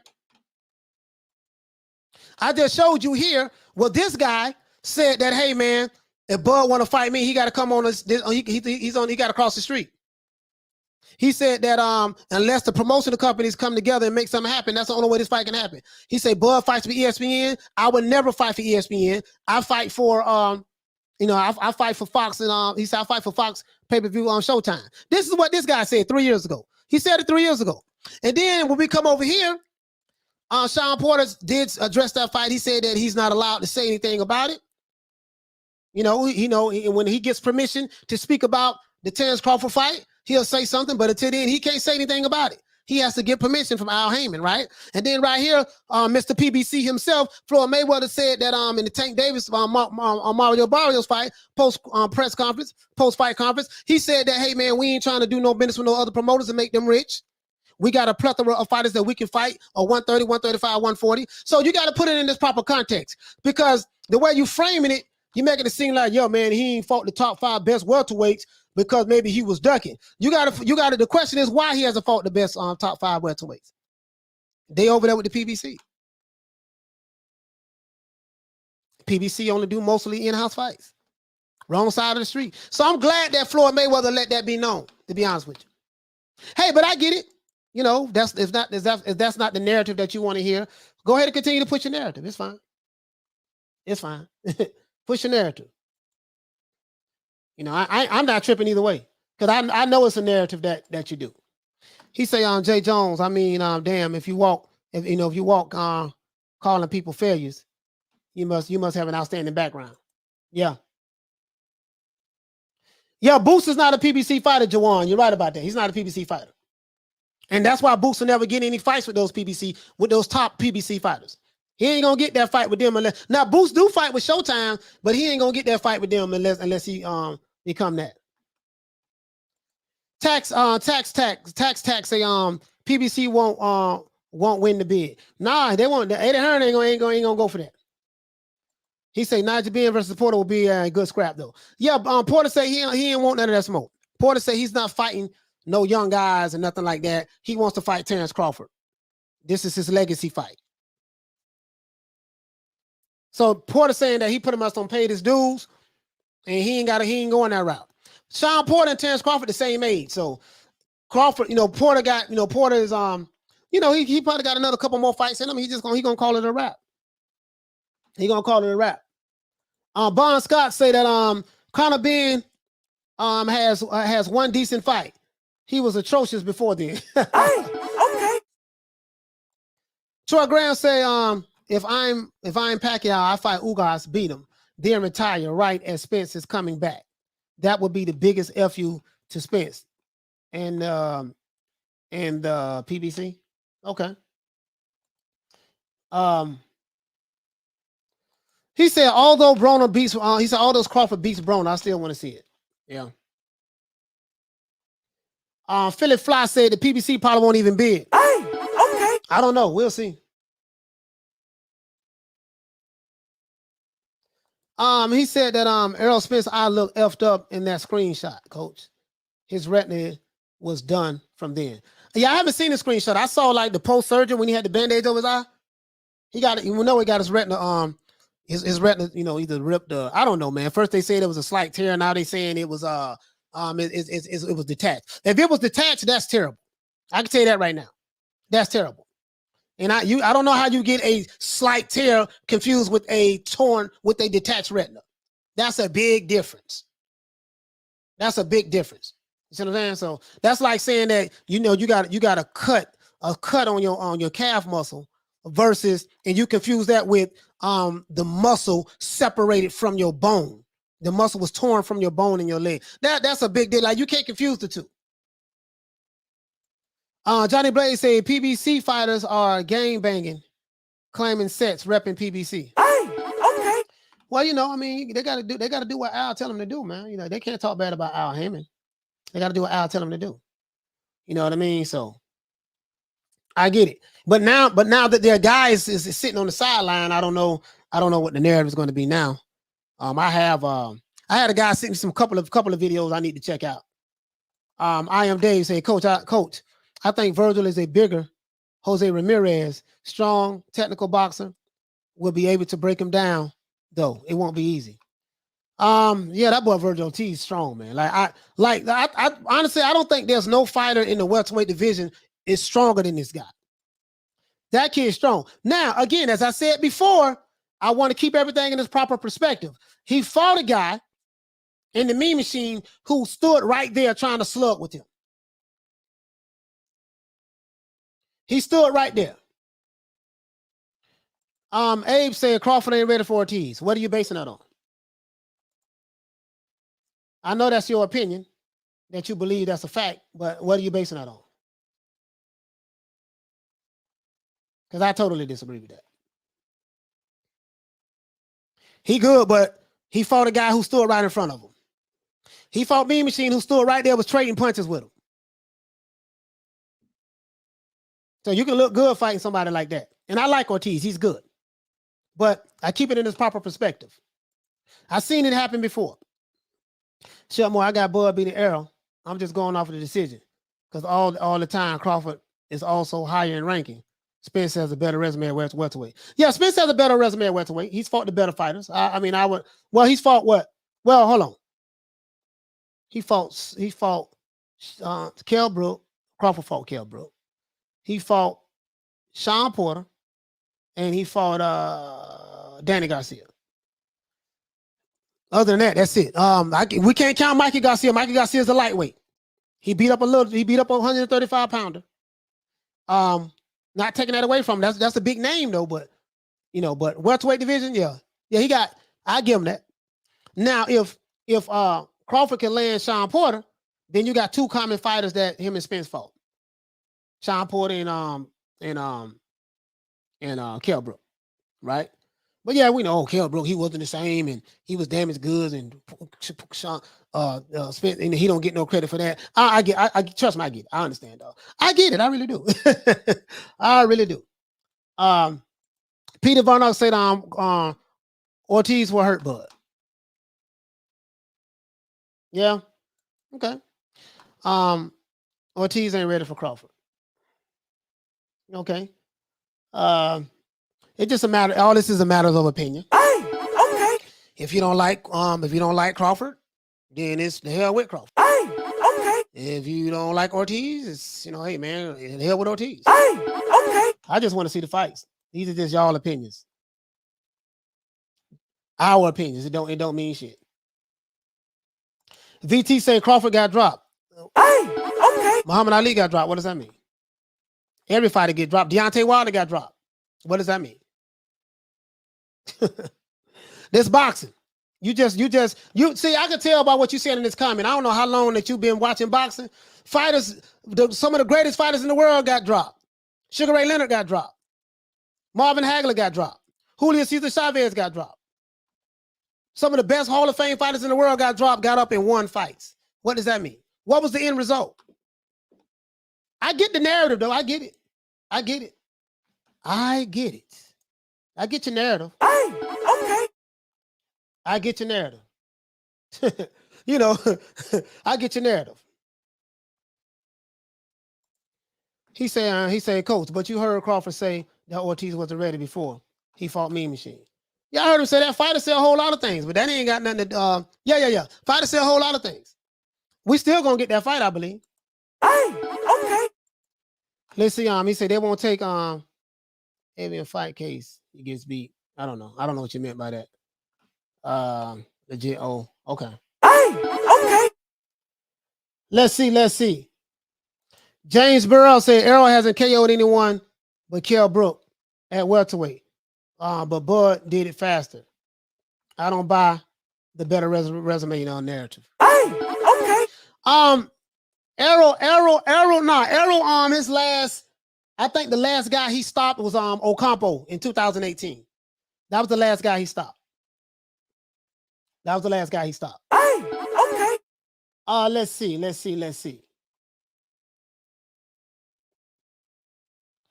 This dude say, Coach with the double standards now. Wow. I don't know what the hell you talking about. Southpaw Killer. Hey, okay. Shout out to Southpaw Killer for dropping that half for this on your boy. Hey, Leroy. Super chat received. Playtime's over, boy. He said, I know Errol is kicking himself. All that money left on the table. And Bud about to come up big with his free agency moves. Shout out to Coach, the #1 channel on YouTube.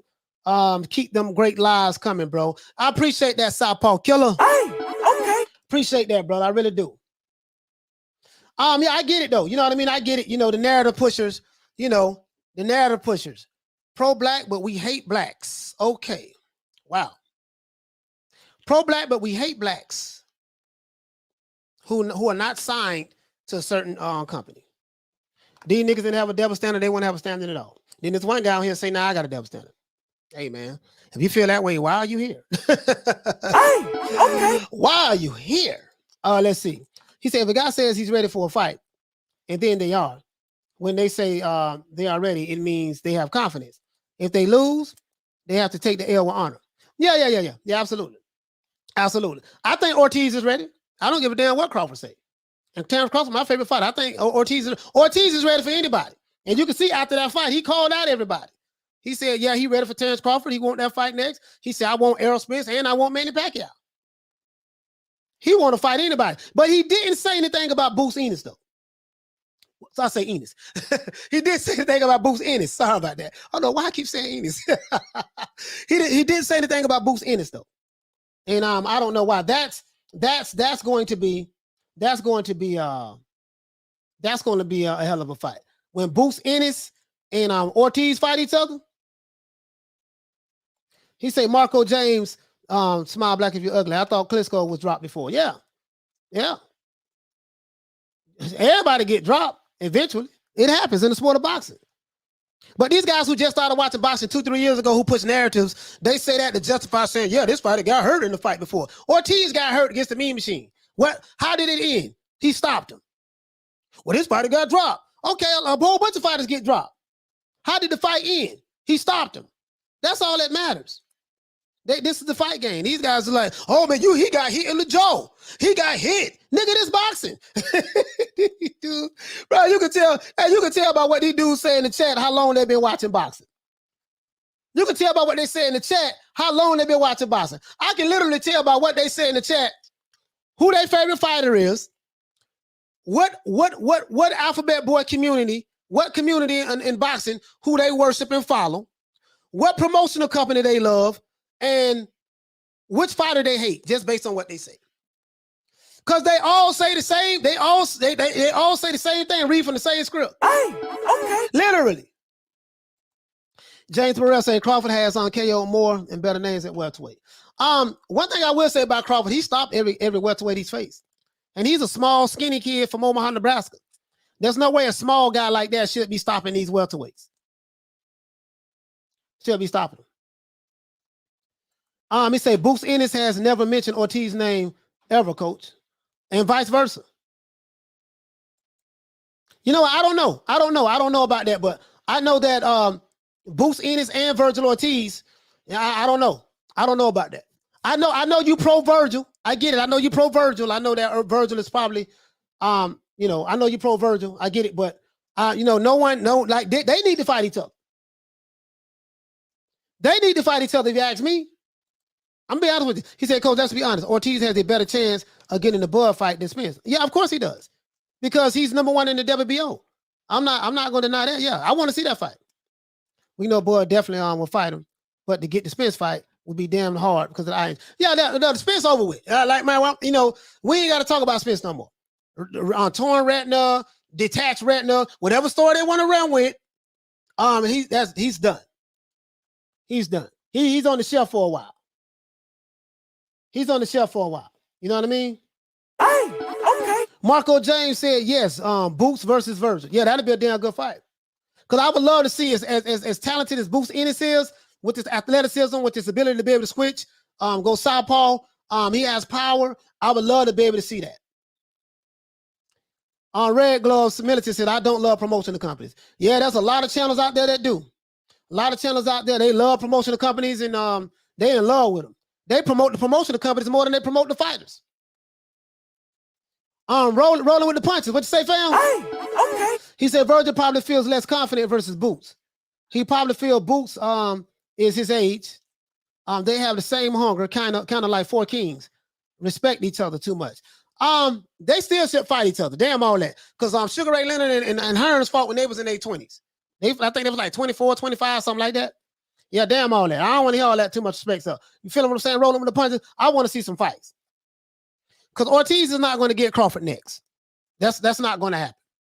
That's not going to happen. He's not going to get him next. And he acknowledged that in the post fight. He said, I won't get Crawford next because all of the top welterweights are tied up. Errol Spence was tied up with Manny Pacquiao. Crawford is tied up with Keith Thurman, Shawn Porter. So, Manny, and of course, Manny Pacquiao. So he's saying whoever they got next, I'll fight them next. But yeah, he's going to, Virgil Ortiz has a bright future. Now, I think Virgil Ortiz, he'll have an easier time getting fights, probably more so than Boots, because I think that Oscar De La Hoya really believes in him and he's going to push him. I don't know I don't know who Boots is with. If I was Al Haymon, I'll go ahead and try to convince Boots to become a PBC fighter ASAP. Because your man down is on the shelf. You know what I mean? That's what I would do. That's what I would do. That's what I would do. You see what I'm saying? James Burrell said, I'm not going to lie, I do love Matchroom. I think they're great. Jay Bone said, Ortiz should KO Gatekeeper Danny Garcia. That's if Danny Garcia fight him.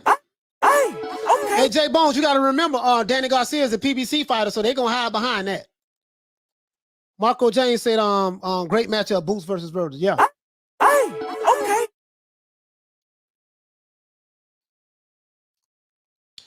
It's obvious this guy hates Terence Crawford. You're on the wrong channel, sir. VT2. You're on the wrong channel. You might want to go to your pro.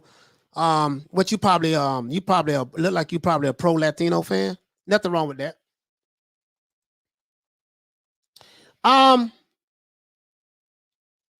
Michael Knight say what they do, coach. Yeah, damn all that. Okay. Yeah, what's happening, man? What's happening? You know, Diallo Hugger, what you say, fam? Spence wasn't going to fight Bud anyways. He ducked him for the past 3 years behind call Al. Hey, okay. You know what? I would say this, but right now, you know, it is what it is. Like these guys, we know what killed me about these guys. Like these guys, like they, like you don't like these. You talking to some of these dudes, you'll think that they was getting checks from these fighters that's supposed to be their favorite fighters or these promotional companies. Dragon Leg said that Virgil versus Boost is going to happen at 154. Hey, okay. Peter Von Ock said, I like Porter, but I'd rather see Crawford fight someone else besides Shawn. Nah, I want to see that fight. I want to see that fight because Shawn Porter is a PBC fighter. The PBC ass kissers and Alphabet Boy channels are saying that Shawn Porter is going to beat Bud. He's going to expose Bud for the fraud that he is. So we need to see that. If Shawn Porter is that guy like they say he is, that's the fight I want to see. And we're going to see how they change the narrative. And we're going to see them change the narrative if he beats him. He say, greatest chin in the history of boxing, Oliver McCall. I don't know about that. There's a bunch of fighters I can talk about, especially in the heavyweight division. And then the lightweight division, Julio Cesar Chavez, he had a chin as well. Red Glove says, Danny Garcia been moving to 154 for 2 years. Yeah. Who the hell Danny Garcia gonna beat at 154? He ain't gonna beat Jamel Charlo. Yeah, he won't beat Castano. He probably can beat Tony Harris, maybe. Jay Bones said PBC is going to sign Crawford now that Spence is possibly done. I don't know about that. I don't think they don't like Bud on that side of the street. They don't like him at all. Now Shawn Porter like him and Shawn Porter friends, but I think outside of Shawn Porter, they don't like that boy at all. They don't like that skinny, slim, dark-skinned kid from Omaha, Nebraska, over there on that side of the street over there. He said King KO, Bud versus Taylor might happen before Virgil. Yeah, I'm just saying, but just all I'm saying, King KO, just look at the money, dog. Look at the money. You Terence Crawford, this is your last fight with Top Rank, and look at the money you got at your disposal. You got the Virgil Ortiz fight that can happen in Texas. Oscar De La Hoya can make that fight happen with Bob Arum, and then you got goddamn Josh Taylor fight that can happen in the UK when Josh Taylor move up to welterweight. They're gonna make a boatload of money, dog. They are gonna make a boatload of money, literally. And then once you make the money, kiss the game goodbye. We holler. I really believe that. I really believe that in my heart, bro. I'm like, this is lining up because I'm gonna tell you something. The person I talked to on that side of the fence.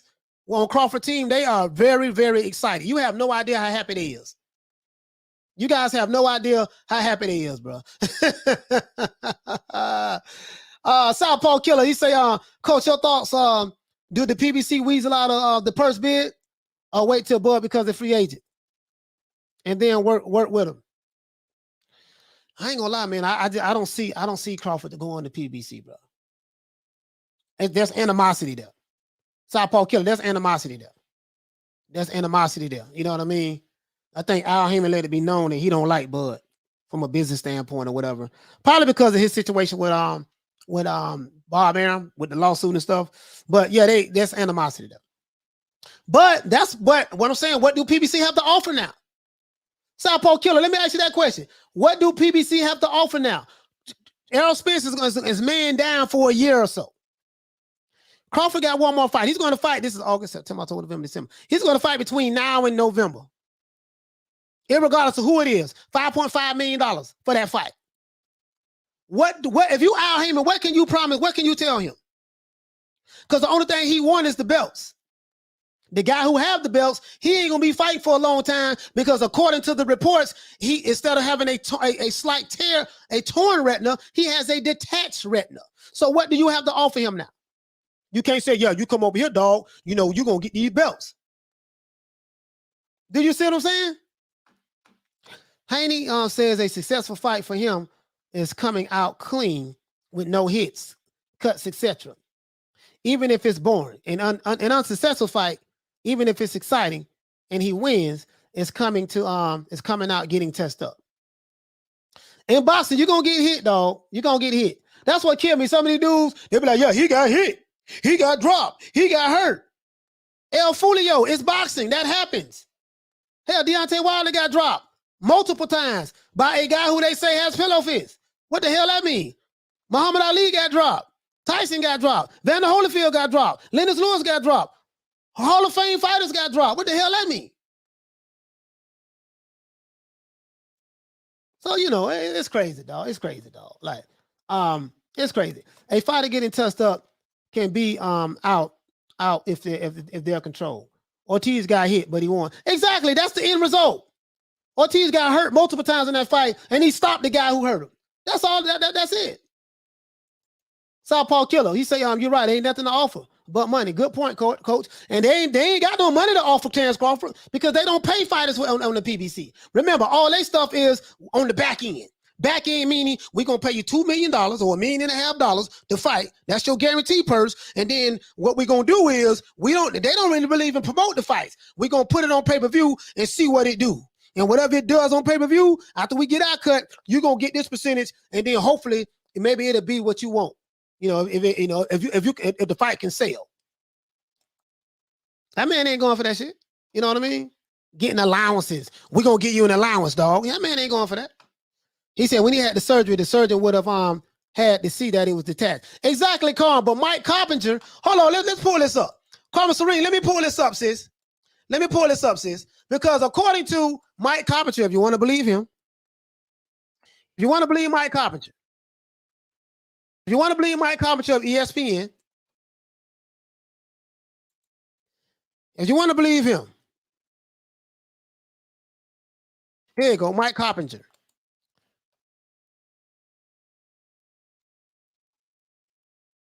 And he's in Miami, Florida with me. Mike is in Miami, Florida with me. Let me see. I just want to make sure I got this right because I could be wrong. All right, let's pull this up. Let's pull this up, guys. Now, this is Mike Carpenter. I don't mean we're gonna find that tweet that he said. He say sources.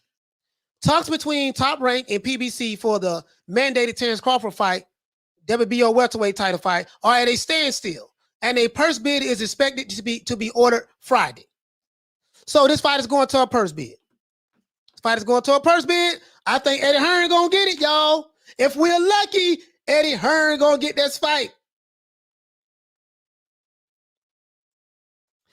El Nino Nuni says Bud won't go for that because he don't sell and won't make no money. Daddy giving him $6 million a year at Top Rank. $6 million. No, he's getting $5.5 million per fight. Who your favorite fighter is, Nuni?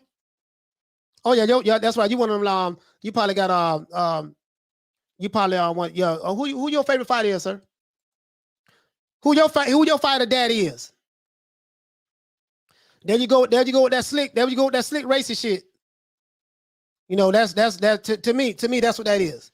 Black man got a daddy, huh? What you trying to say? Take that shit somewhere else, boy. Really though. Hey, okay. It say talks between Top Rank is at a standstill.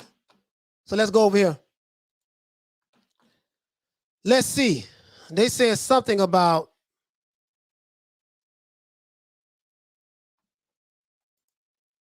right here. Remember they said that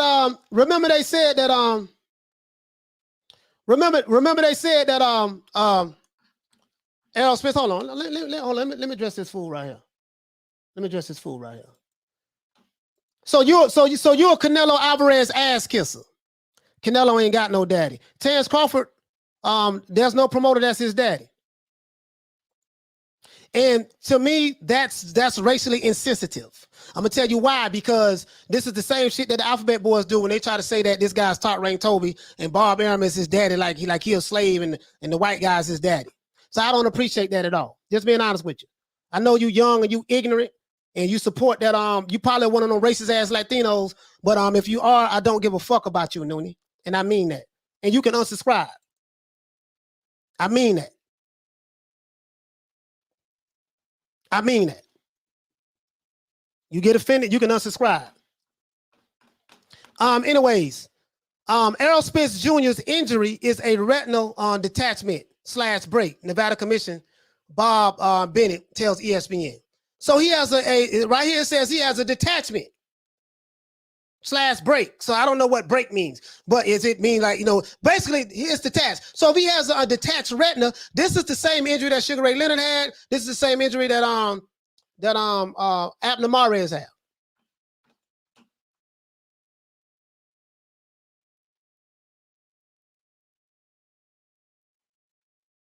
You see what I'm saying? So it is what it is.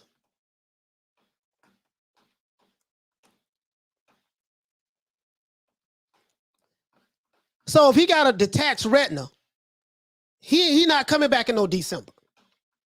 This according to Mike Carpenter. If he got a detached retina, it ain't coming back he's not coming back in December. Or let's say a lot of Latinos are racist. Most are IBFP fans. Yeah, when they start saying that slick shit like daddy and all that slick shit like that, that's the fastest way to get ran off the block. I don't even play that shit. Because I'm gonna tell you something. Let me tell you something about me. I'm gonna keep that same energy. I don't give a fuck about no Canelo Alvarez ass kissers. And if you are a Canelo Alvarez ass kisser and you don't like what I'm saying, you can get the fuck off the block. Hey, okay. Care nothing about you. And I mean that. Or the Canelo Alvarez ass kissing channels. Care nothing about you. Hey, okay. And I mean that. So I said what I said, that's it. You don't like it, get off the block. You ain't never got to come back over here no more. You ain't never got to watch any of my videos. And I mean that. Caesar Castro said, what Canelo got to do with this, though? I'm addressing someone else. I said Canelo ass kissers. I talk about that on this show. You've been here long enough. I talk about even if you're a Terence Crawford ass kisser, or you're a Deontay Wilder or Anthony Joshua ass kisser. That's what I'm talking about.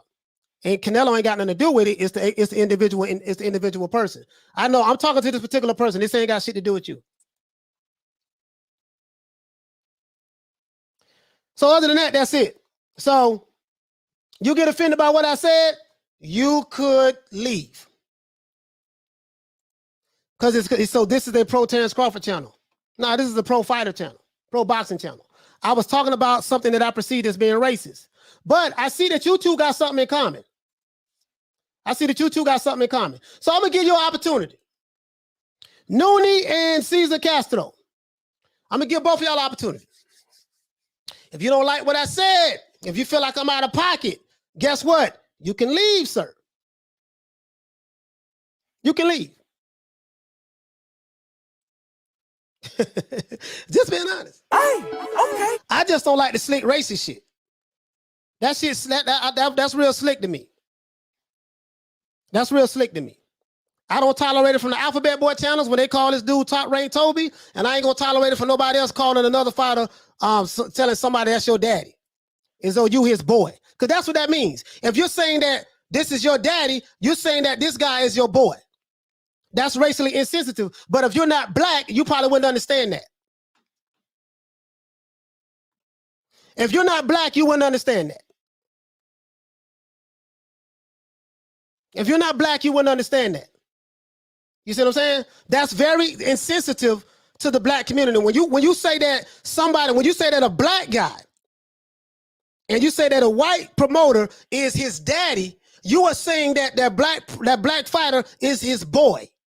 That's very racially insensitive. That's like me calling the Latino a pincho or a taco eater or something like that. That's what that means. That's the equivalent of that. But because y'all Latinos, you probably don't understand that. You don't give a fuck about that. And if you don't, then guess what? I don't want your ass over here. And I mean, I don't want you to super chat nothing. I don't want you over here. And I'm just being honest with you, dog. I'm just being honest with you. So other than that, that's it, fam. That's it. If I offended you, it is what it is, but I don't apologize for that. So other than that, man, if you don't like it, you can leave. I'm cool. Okay. But anyways, guys, as you can see, if this guy has a torn retina, not a torn retina, but it says he has a detached retina. Errol Spence is not fighting anytime soon. He's going to be out for like, who knows, probably a year or so. He's not going to have a fight in a year or so. Terence Crawford, there's no need of him going to the PBC. What do they have to offer him? Think about it. If this guy's out for a year or so because of a detached retina, he's not going to be fighting anytime soon. He has the WBC belt. He has the IBF belt. He's not going to be able to defend those belts. Crawford has one more fight with Top Rank. Once he becomes a free agent, what can Al Haymon tell him that's going to bring him to the PBC? He said, "Got to see both sides, man. Can't think you're the only one oppressed." Yeah, I'm not talking about oppression. Yeah, I'm not talking about oppression. You don't understand the slick shit though. I don't push the race baiting narrative and oppression and stuff like that. All I'm saying is that was some slick shit to me. That's all I'm saying. You ain't got to agree with it. If you don't like it, you can leave. It's simple. It's simple. That's my last time addressing that shit. King Charm says that I like Bud in the welterweight division. We ain't going nowhere. We ain't going nowhere. Can't stop, won't stop. TBC for life.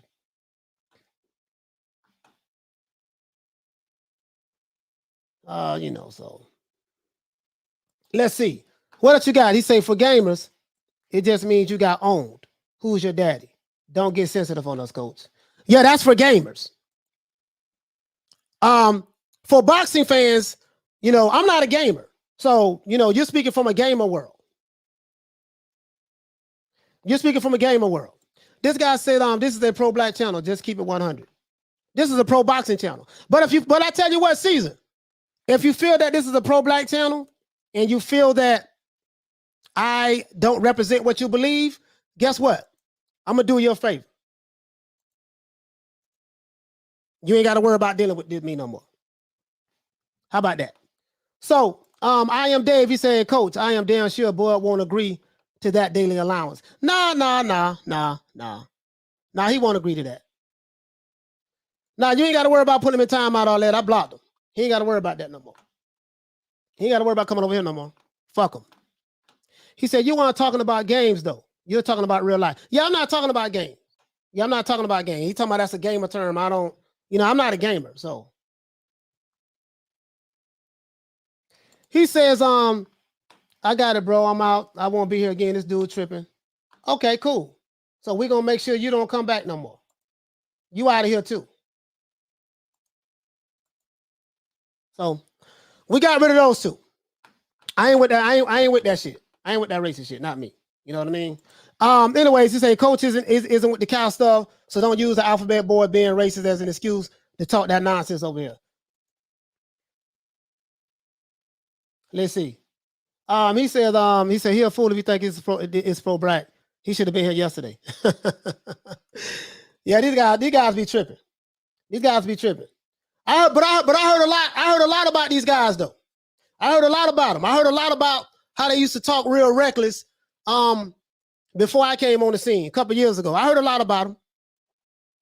And they think they can find refuge over here. So they see me bang on the alphabet board, so they think they can find refuge and hide behind they little slick racist comments. They ain't flying over here. I don't care who it come from. You know what I mean? So, anyways, let's move on from that. So this guy says that who's the best option for a promoter? Eddie Hearn is the only promoter who makes good use of social media. You know what, Crawford, because he doesn't sell because he is terrible with the media. He's not a draw. Crawford is going to need someone who's really going to just can make the best fights for him from a financial standpoint, get him the big fights. He's going to have to get with a promoter who has good relationships with Golden Boy, because Virgil Ortiz is with Golden Boy. So that'll be a good fight with Virgil Ortiz and Terence Crawford. And you're going to have to get with Virgil Ortiz fights for DAZN as well. So if he can get with Eddie Hearn, that'll be a good DAZN fight. And again, if he can get with someone like an MTK Global or even an Eddie Hearn, he can get the Josh Taylor fight at welterweight. He's in a good position. He's in a good position. He really is. He's in a good position. And another thing too, guys, is this. Who else he can fight?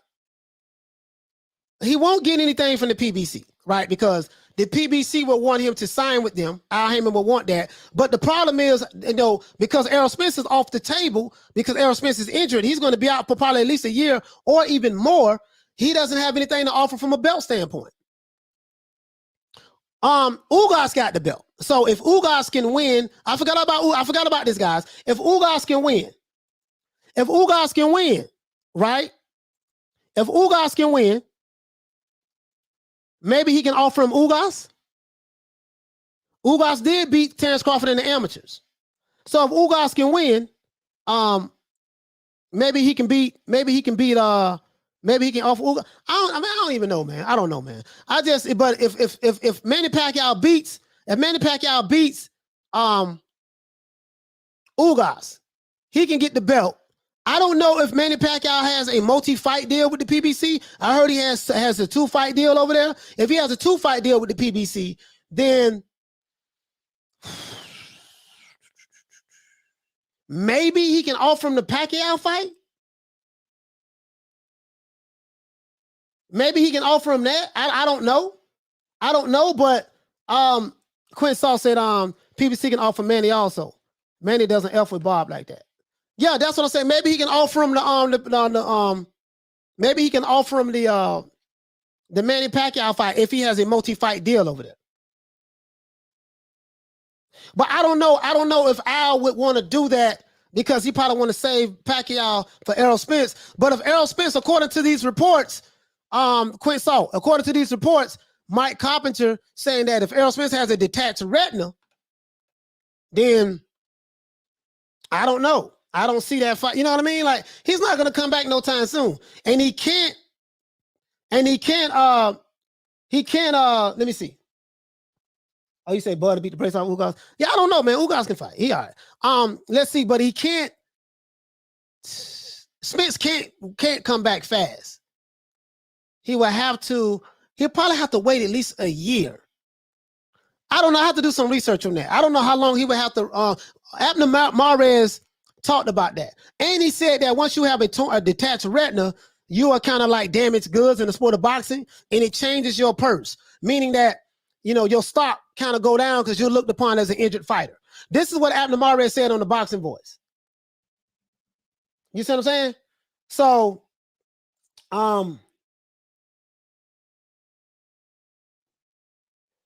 let's see. He said, Coach, Ugas is not a money fight for Crawford. It depends on how bad he'll want that belt, though, I am, Dave, if he wants that belt. Southpaw Killer says, I don't know, Coach. Manny's saying it's his last fight. Maybe, but I think it's just to make more people. Yeah, you know what, man? Listen, let me tell you something, man. Manny Pacquiao ain't got no business fighting no more anyways, bro. Unknown caller. Sorry about that, guys. My phone.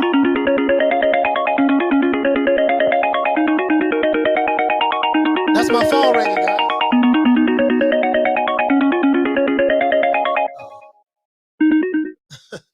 Sorry about that, guys. That's my phone was ringing. Yeah, I don't know what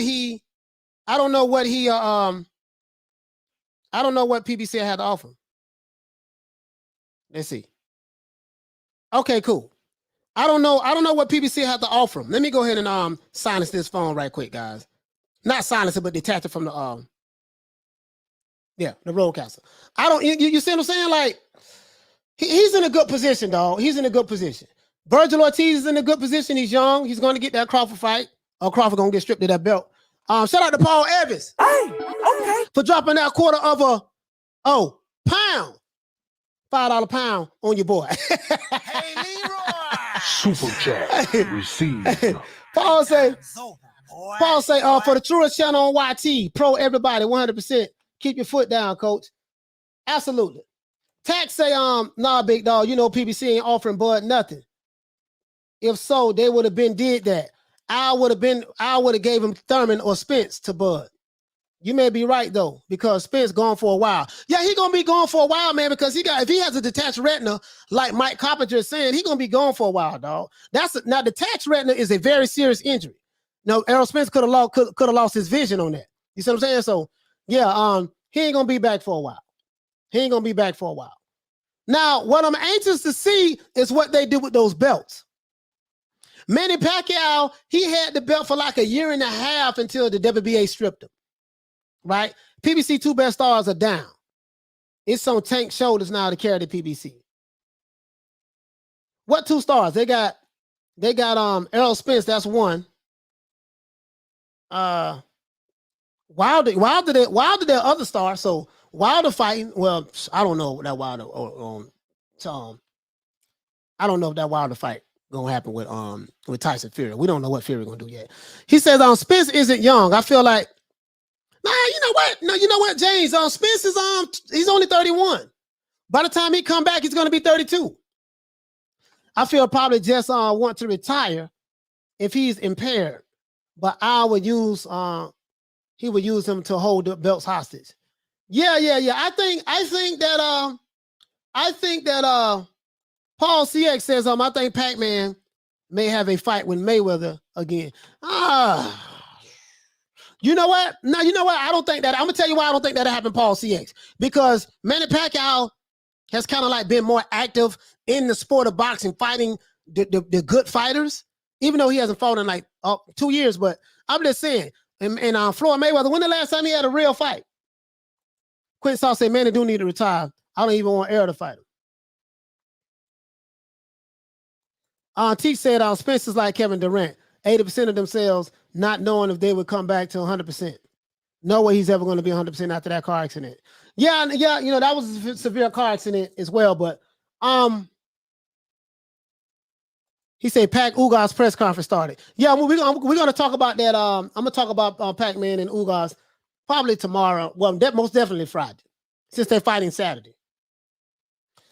Dave, what you say, fam? You said about 80% to 90% of the retina procedures are successful. Okay, that's good. But you might need to have more than one. It may take several months for your vision to return. Some people don't get all of their vision back. Hey, David, it's amazing you said that because Abner Mares said that as well. Arlette says my predictions. The fight deal is Manny Pacquiao versus Ugas. They would give Manny the decision if he wants to go the distance. Then by the end of the year, Spence will miraculously recover and fight Manny. Arlette, you know what? I hope you're right about that. The only thing is, sis, is they're saying that Mike Carpenter, if you want to believe him, he's saying that Spence has a detached retina. If he has a detached retina, that's a lot more serious injury than that's a lot more serious injury than a like torn retina. If you get what I'm saying. That's a more like serious injury. So I don't know if Spence is going to come back that fast. So that would mean this is August, September, October. He would have to start back sparring and getting contact in like October, November, somewhere up in there to be ready for a December fight. I just don't see him coming back that fast from that, to be honest with you. If Bud signed with the PBC, he still can't get the fight he wants. Meanwhile, he kisses Virgil Ortiz and Josh Taylor fight goodbye. Exactly, Dave. Exactly.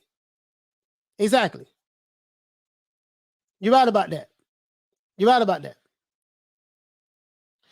Peter Varnock says Spence will probably get the championship and recess deal. Yeah, I don't know. You know what, Peter Varnock, I want to ask you a question. How long does a fighter have to stay out of boxing before he defends his belt? Because Spence fought when? Last year? He fought Danny Garcia? I think he fought him last year. So if he's out until next year, you're right. You're right. Peter Von Ox, you're right. If he's out till next year around this time of December next year, guess what? He would have been out almost 2 years. You're right about that. They may make him a champion in recess. Paul Evans, you say detached retina is a serious injury. Should not be recommended to get smacked in it for a living. Hey, but I want to ask you a question. How long? Damn, I think Abner Mares said a year. I think he said like a year. Graham Taylor said Florida hasn't had a real fight since 2015. Okay. Okay. Yeah, you're right about that. I wonder how long James Burrell said champion in recess is the fair and logical move for the sake of the sport. But they didn't put Thurman in recess, and Santa Cruz is still holding that belt. Or let's say that is why. Okay. That is why yeah. She said, that is why I put the word recover in quotes. Oh, okay, yeah. Hey, thanks, Arlette. Thanks. Yeah, you're right about that, sis.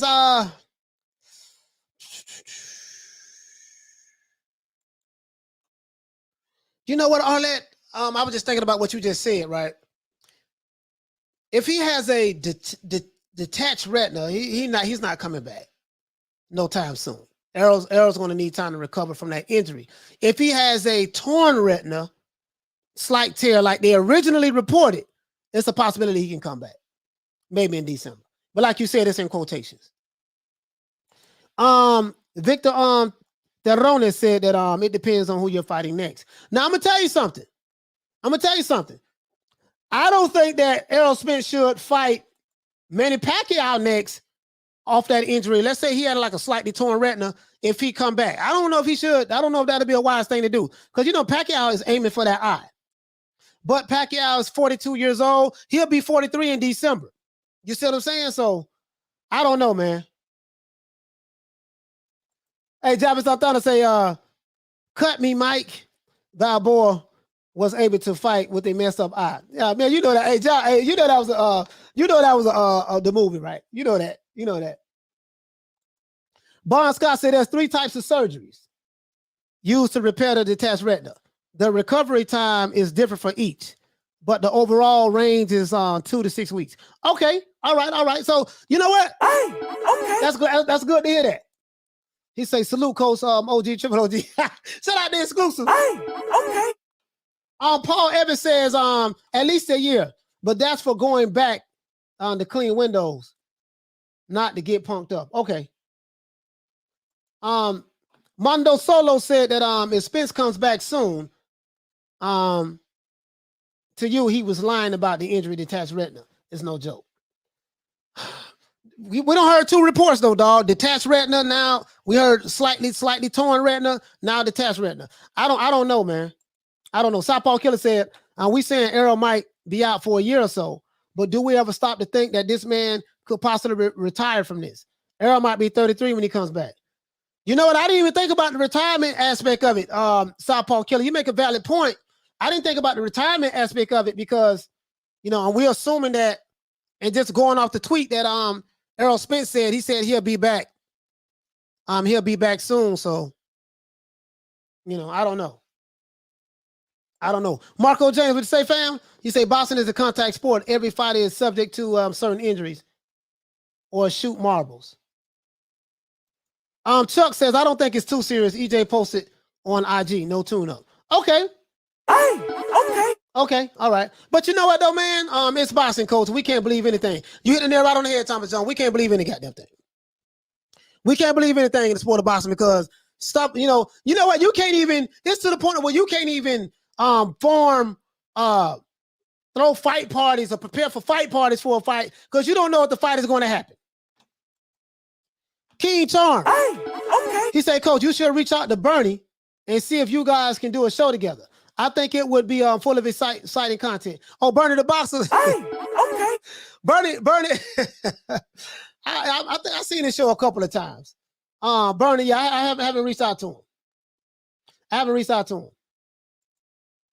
He said, I'm Dave. That's the recovery time for detached retina, whether you are a boxer or not. Now, whether he should get in the ring soon after that, the answer would be no. Quinn Saw say EJ said no tune-up. So we know maybe not Crawford. Errol Spence know more about his injury than anyone else. You know what I mean? So dude, bro, say the problem is they have sown doubt with everything that happens in boxing. You can't help but be skeptical or question everything. You're right about that. Okay. Just where we at the sport of boxing right now. Okay, let's see. James Burrell say fighters can post what they like. Still have to see and be cleared by a doctor. Okay. You're right about that. You're right about that. You sure enough right about that, James Burrell. Anyways, guys, we're gonna go ahead and wrap it on up. You know how we do it. We're gonna do this OJ the Jew Man style. Shout out to Paul CX. Okay. Shout out to Thomas Jones. Okay. Shout out to Illustrious Minds. Okay. Shout out to Southpaw Killer. Okay. Shout out to Dude Bro. Okay. Shout out to Graham Taylor. Okay. Shout out to 007. Okay. Shout out to Johnny Blaze. Okay. Shout out to Paul Evans. Okay. Shout out to Quinn Salt. Okay. Shout out to Tax Tack. Okay. Shout out to King Charm. Okay. Shout out to Matthew Watson. Okay. Shout out to Jerome Benjamin. Okay. Shout out to Marco James. Okay. Shout out to Dude Bro. Okay. Shout out to James Burrell. Okay. Shout out to Javi Santana. Okay. Shout out to Johnny Blaze. Okay. Shout out to Jeff Lucietta. Okay. Shout out to Paul CX. Okay. Shout out to Teach. Okay. Shout out to Jerome Benjamin. Okay. Shout out to Dude Bro. Okay. Shout out to Thomas Jones. Okay. Shout out to my main man Charlo. Okay. Let's see. Shout out to David. Okay. Shout out to the Queen Arlette. Okay. Shout out to the Queen Lisa Bells and Carmen Serene. Okay. Shout out to Lady Shan. Please subscribe to her YouTube channel. Kaboom! Okay. Shout out to my main man, Major Key Boxing. Shout out to Major Key Boxing. Okay. Shout out to my main man, Mark Nash. Okay. Shout out to. Oh man, my mind went blank. Okay. Oh yeah, shout out to Troy. Okay. Oh yeah, shout out to Ring IQ, man. Ring IQ funny, Ring IQ Boxing. Okay. Shout out to let's see. Shout out to Punch Drunk Boxing. Okay. Shout out to boxing. Shout out to Retro Boxing and Documentaries. Okay. Shout out to my main man too. Okay. He said, "Y'all miss me." Burner the Boxer. Okay. Shout out to Virgil Ortiz. Okay.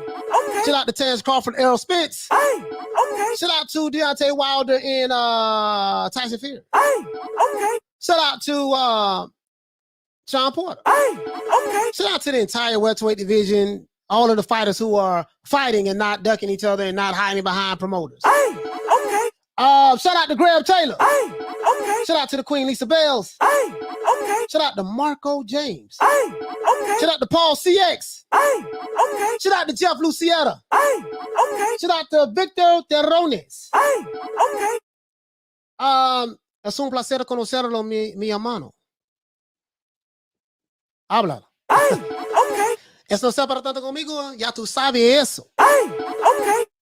Yo tengo mucho amor en mi corazón para ti, manito. Recuérdalo. Okay. Shout out to Johnny Blaze. Okay. Shout out to Peter Von Arx. Okay. Shout out to my main man Toon once again. Okay. Shout out to Graham Taylor. Okay. Shout out to Zoe Santos. Okay. Shout out to Thomas Jones. Okay. Shout out to I Am Dave. Okay. Shout out to Bon Scott. Okay. Shout out to who else we got? Paul Evans, what's up, fam? Okay. Shout out to Bruce Gold. Okay. Shout out to James Burrell. Okay. Who else we got? I don't want to keep saying the same names. Shout out to Mondo Solo. Okay. I like that name. Shout out to Paul Evans. Okay. Shout out to my main man, Exclusive. Please subscribe to Exclusive News inside a YouTube channel. Okay. Shout out to OG, Double OG, Triple OG, Quadruple OG. Okay. Shout out to my brother Diallo, Huggy Man, Huggy Bear. Okay. Shout out to South Paul Killer. Okay. Shout out to William Posey. Okay. Shout out to Red Gloved Militant. Hey, okay. Shout out to DJ who was on the channel earlier. Hey, okay. Shout out to, who else we have? Chuck Supremacy. Hey, okay. Shout out to, who else we have? Who else we have? Shout out to Joe. Hey, okay. Shout out to Uwapo. What's up, fam? Hey, okay. Shout out to King Charm. Hey, okay. Shout out to Bon Scott. Hey, okay. Shout out to David. Hey, okay. Shout out to Graham Taylor. Hey, okay. I think we got everybody. Let's see who we have. Oh yeah, shout out to Rob Rib Shows. Hey, okay. Shout out to the Queen Arlette. Hey, okay. And shout out to Javon Oh yeah, shout out to Javon Soto. What's going on, fam? Hey, okay. And I think that's it. Shout out to everybody that I forgot. So I forgot you. Please do not be upset with me. Tune in tomorrow, 3 o'clock Eastern Standard Time. We're going to have a damn good show tomorrow. Once again, it's our boy, Coach Malachi Williams, representing, signing out for New Media Today, USA Boxing. Signing out once again. Peace. Man, I'm out of here, bro. Let's go. Come on.